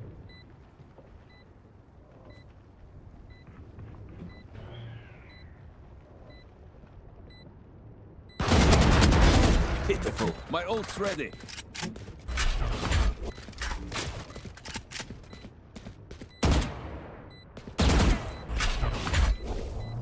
Concussing! Clearing out!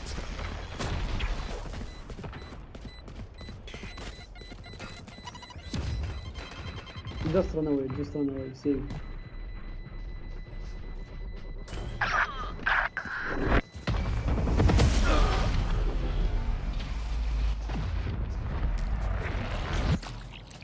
Last round in the half. Equip yourselves, oh. Money saved my life. Spend it.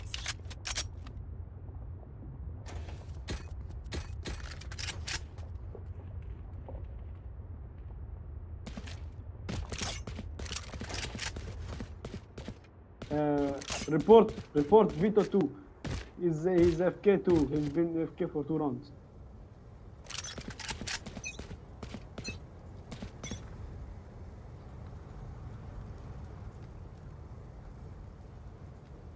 Trap destroyed.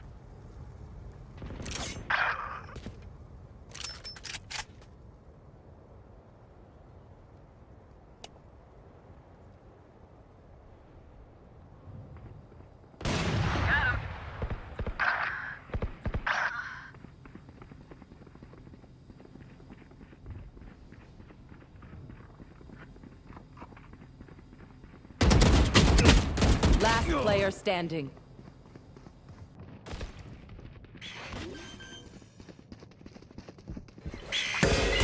Spike planted.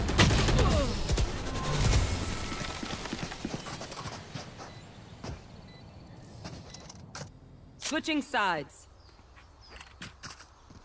If you're not being shot at, you're doing something wrong.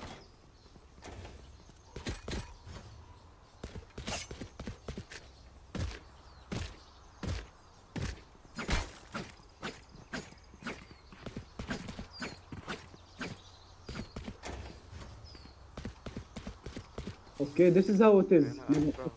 I will fuck your mom's bitch asses. I will fuck your mom! Oh.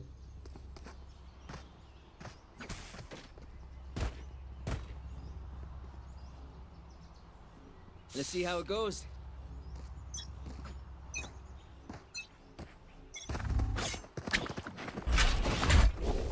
Enemies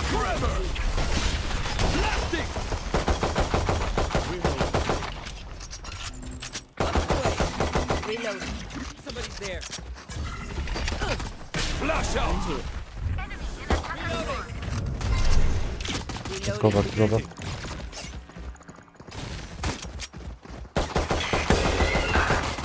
Reloading.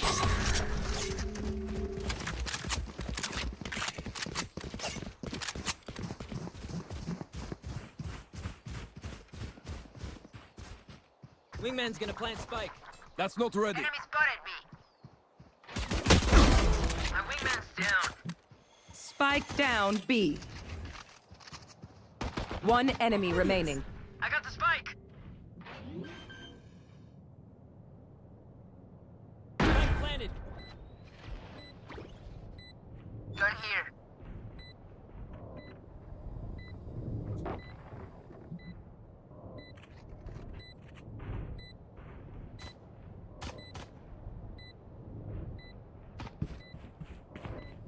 Reloading.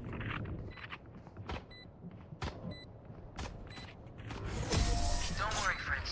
It hurts, What's up? but I'm good. Check your corners.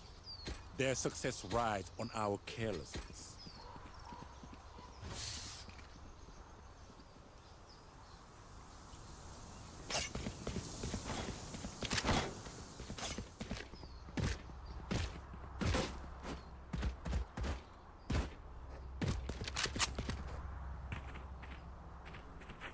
I am with you. We are strong. Great to play, what the fuck? Great to... Enemies spotted B. Fucking team. Our spike's down. Spike down A. Concussing! Clearing out! Enemy in attacker spawn.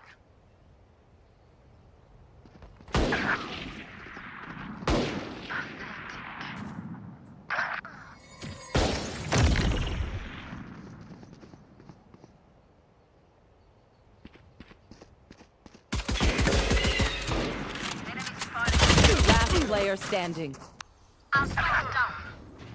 Spike down A.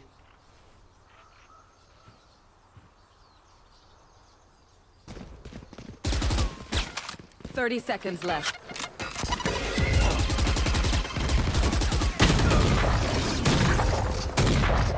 Let's stop playing, man. Let's stop playing.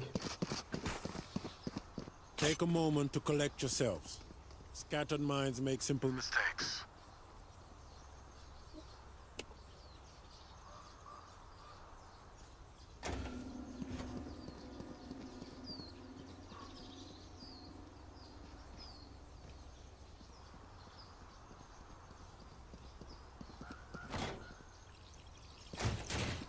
Don't let up!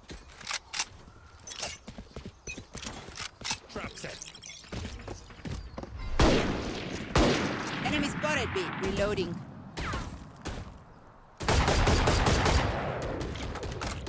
Negated. Reloading. Reloading. Spotted me. Forever!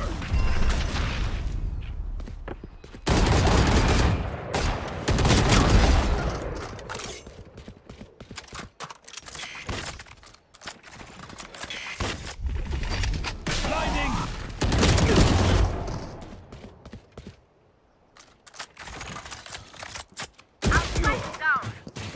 Spike down A.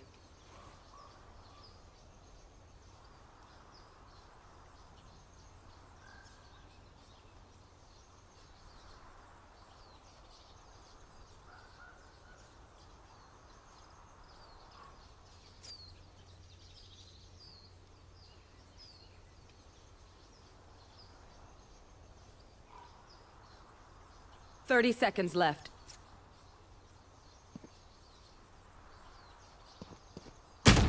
Last player standing.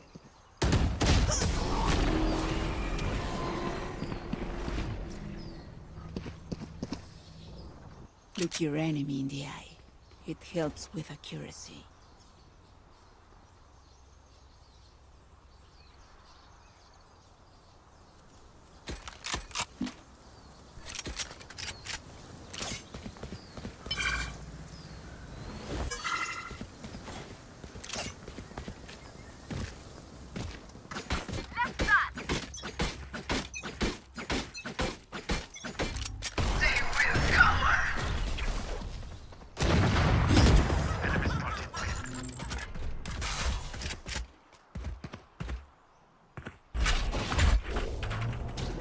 Concussing!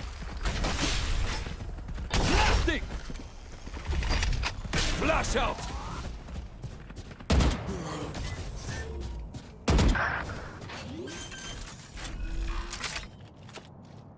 Spike planted! My ult's ready!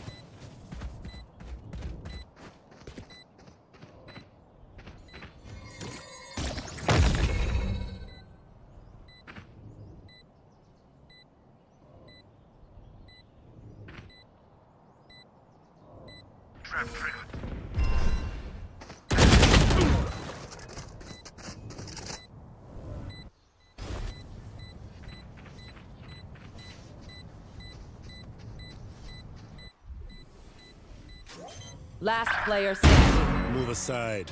You had your fun. My turn.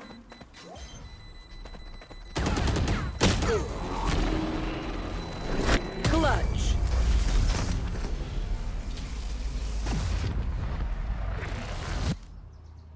Take a breath now. Release the tension. Good? Let's go.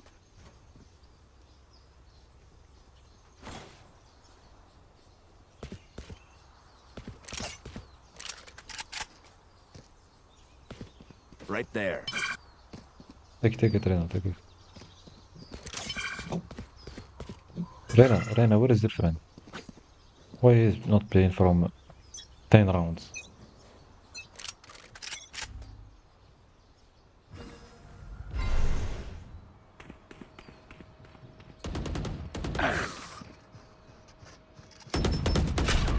Enemy spotted. We're still in sight. Forever! You're done.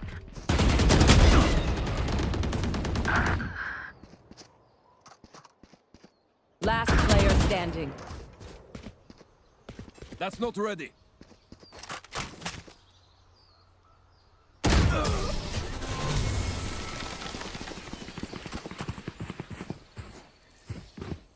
Watch them. Sooner or later, they will make a mistake. Capitalize on it.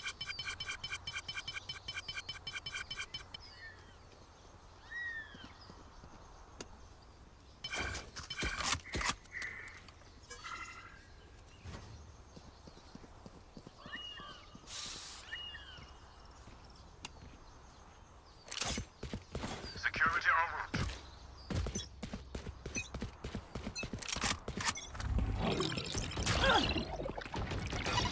Snare destroyed. Reloading.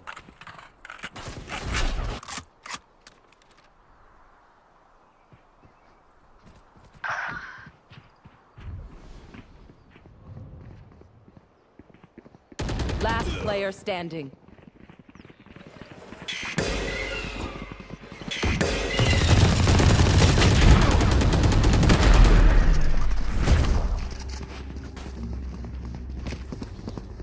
I hate waiting. Let's do this.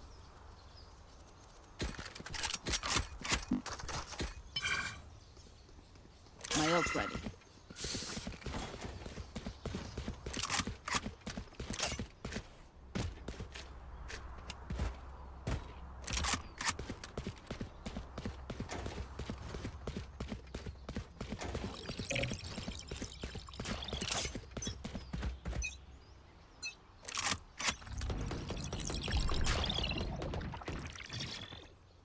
My territory! My group! I have them now!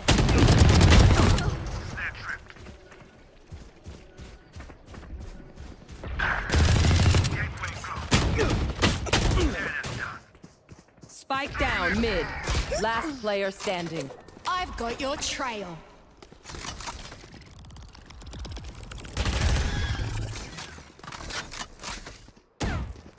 One enemy remaining. 3 out.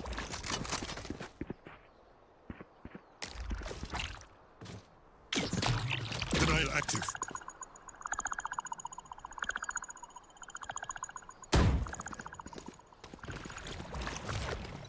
Watcher expired.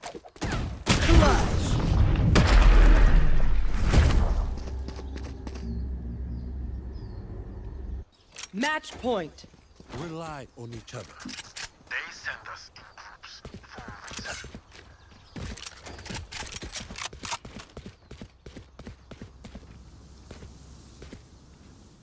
Anchor set. Snare primed. Trap set. As prepared as I can be. They will cover.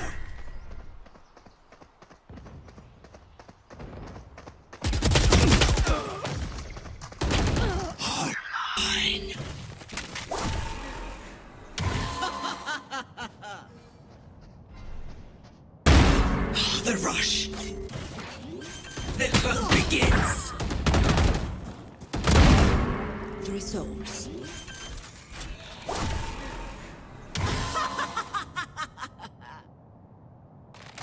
Snare destroyed. One enemy remaining. Last player standing. Oh my god. Spike down, C.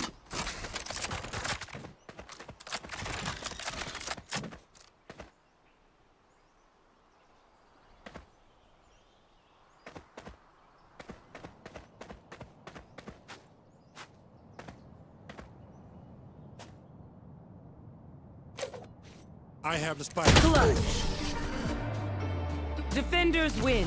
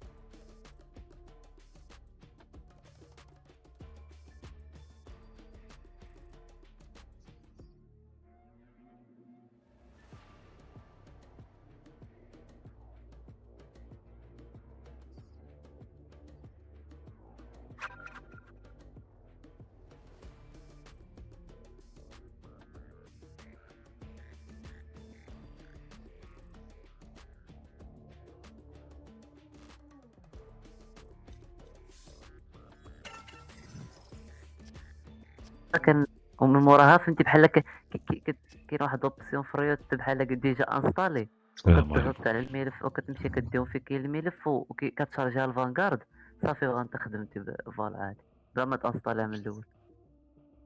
السلام عليكم. السلام عليكم. ايوي اخواني نمشي بخير. هذه ديك دايما الصحة. ماشي. الله يبارك فيك اخويا. يلا تدرى فيها شي كومب ولا؟ ندير شي كوم. واش هذا قرب يسالي هاد الاكت هذا؟ وقيلا داكشي اللي قالو. معايش هادي تسد كومب. حتى نهار 16 غادي شي سيمانه. قول للدراري تلعبوا بعدا نهار 12 غدا ولا بعد غدا غتقصروا الدراري زكتي غتقصروا بريمير نهار 12. نشوف كيفاش خاص الدراري فينا من الاخرين هادو قالك غيجيو هادشي اللي قالو بيتفال ولكن الاخر ما تكونيكطاوش بشحال هادي. المهم انا نصون ليهم نشوف غدا الا كنتو غادي تكونوا كاملين. انا بعدا كاين السقسام كاين ديك السقسام دا تكون غالبا راك عارف المعرفة. صافي واصلا معايش شوفوا كاع معايش لقيتها كيكونوا واش 6 هذيك ولا ما شحال. خصنا نكونوا مجموعين.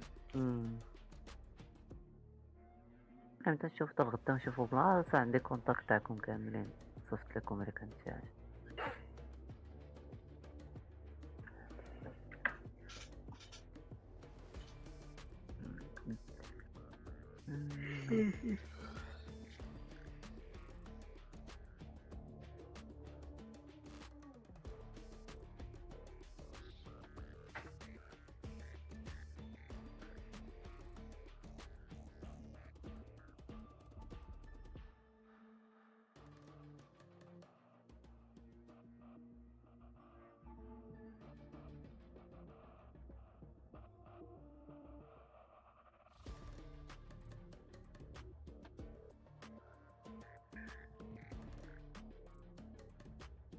Match found. ما دخلونا.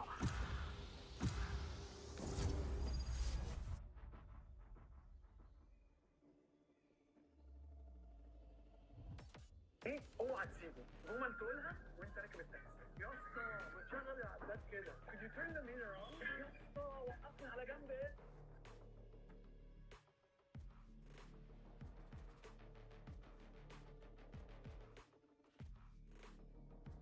شبان لك نلعب بريز اللي بيتلعب يا اخي.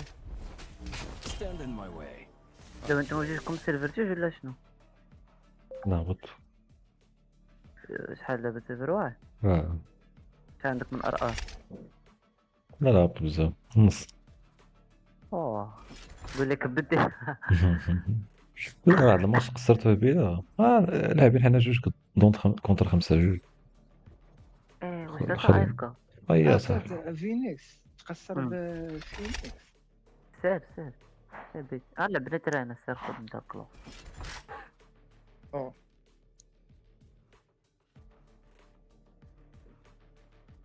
تاخد كلوف ولا شنو؟ صافي ناخذ.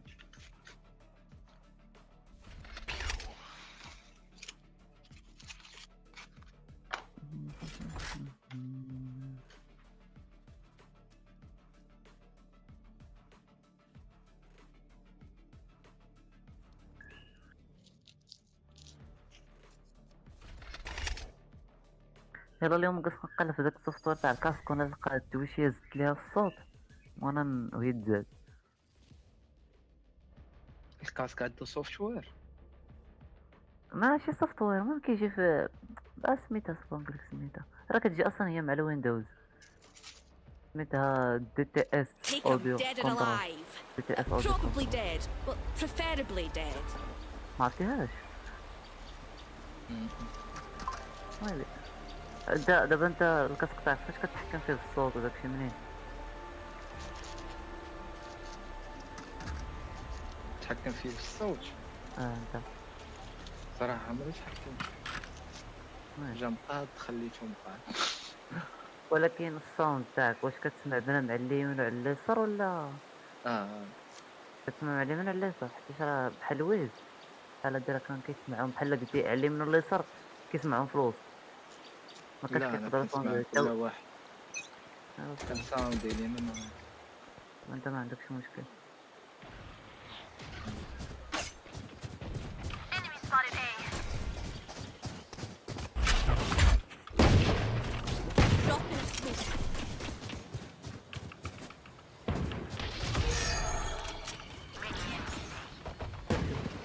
Blocking sight.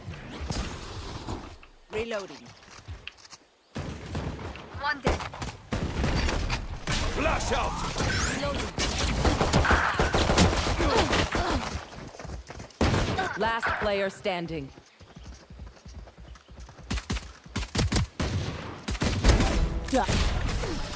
واش كي درت هادو نمشي لقطة الطرابيز.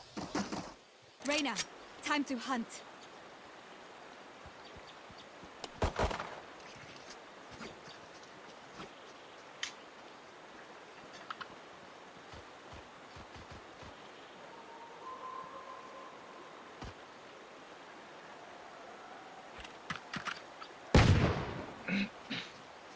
Reloading. I'll find more Cypher.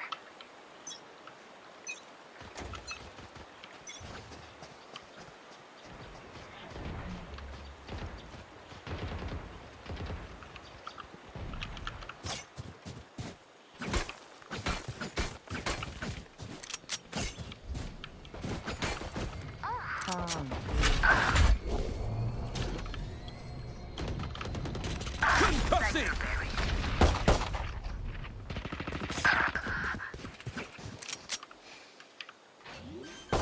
Last player standing. Spike planted. Hey.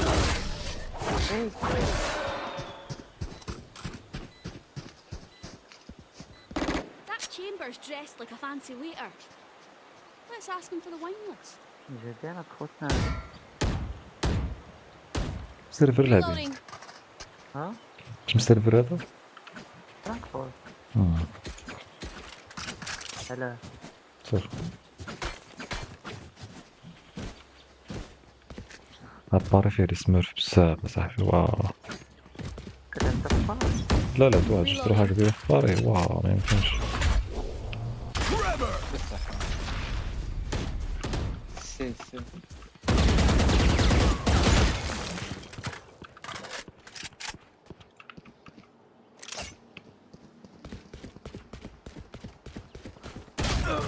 يا الله واحد في بخر الله يرحمه.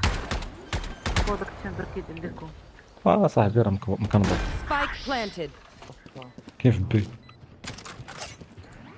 قلت Night night.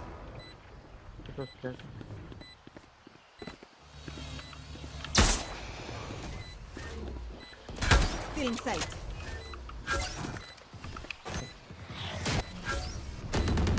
Cypher bed. One enemy remaining. Can't use that. Enemy spotted. Can't use that. 120 Oh, was that important? ايه زادو ماشي شحال هكا Yeah. راه حنا باقي Let's ما bring it نستخدموش. راه معقول ما Reloading. درتش ما دخلت نسخن الفوز. كنصمم بايمي فاندر I need a drop. ثاني بايمي صافي ماشي فاندر اخي كده فرح زين دونك كاين هاد اليامات عندي مشكل ديال هذا واحد الشريف. عندي مشكل ديال البينك تيطلع لي البينك تيختي صافي بقى شي هبط.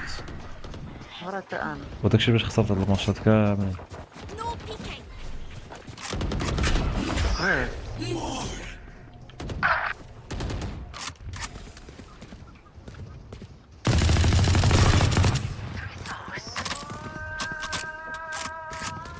One enemy remaining.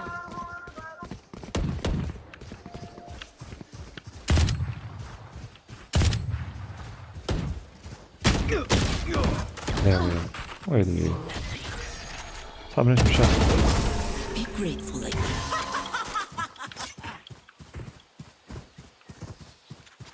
I'm the last thing they'll see before they die. ماشي لك السلام إلى I need a drop.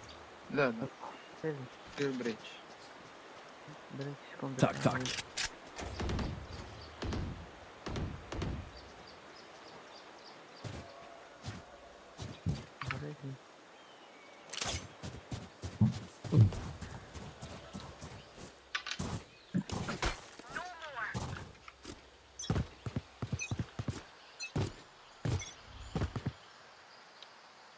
Smokes A.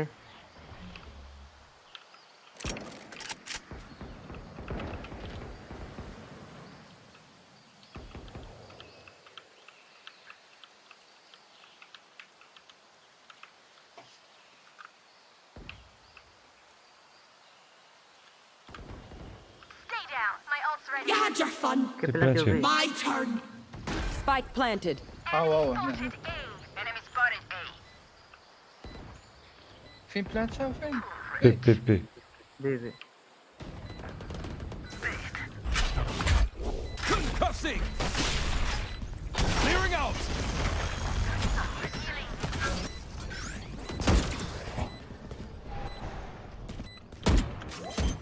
Can't use that. تربط هنا. One enemy remaining. هوا. Hey. Bow before me. تحمق راه هذاك اللي ضرب دابا. Reyna, I think I'm in love.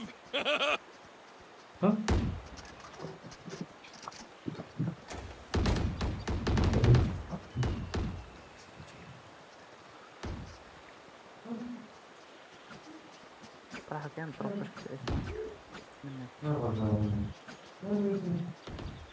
هناك بين. لا اس اس في الابيليتي كديري هو كيهبط غير كيعاد يطلع غير.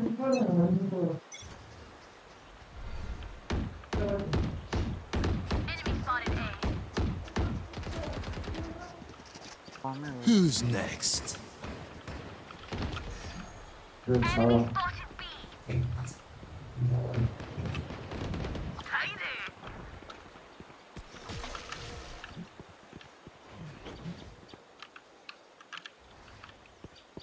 Comment gosser? امشي فين؟ You fought well. My ultimate is ready. One down. One enemy remaining. Forever. Spike planted.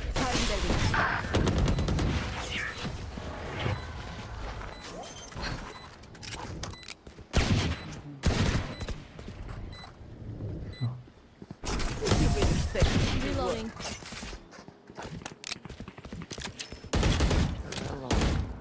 You just don't get a reset button. So stay alive, please. ما كونسونطريش عليه. لا تعال. Reloading.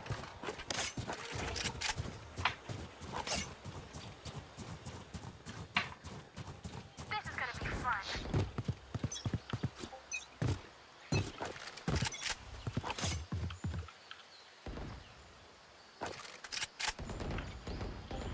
Enemy spotted. عافاك سموك انا. والصمصوم. وما عادش اسمح لي. Enemy spotted. سي Concussing. هذا اصلا هذا سي يدورونا.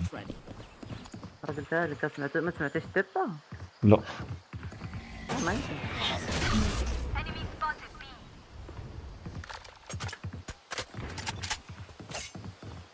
I'm going A. Stay inside, Jett. Can I go C? Go C. Your duty is not over. That was weird. Oops. Nice one. No, man. سي Spike down. C. One enemy remaining. You were above. I am a mountain. Phenomenal. We trained for this. Repeat, please. تبوت مسكين. واي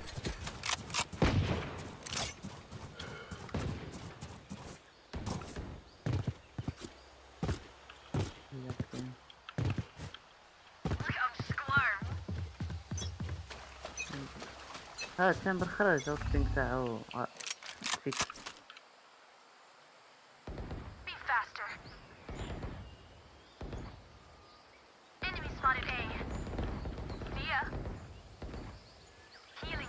One enemy remaining.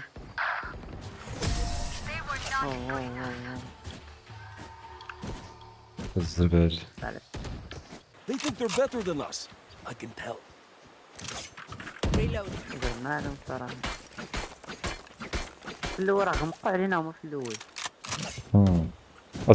زربتي عليهم. هذا هو اللي يضربوا علينا. ثبتيهم ديك الايس. ها هو مزيان. Defenders win. غير انه بالله. هذا هو اللي بيتصل بلا حسن.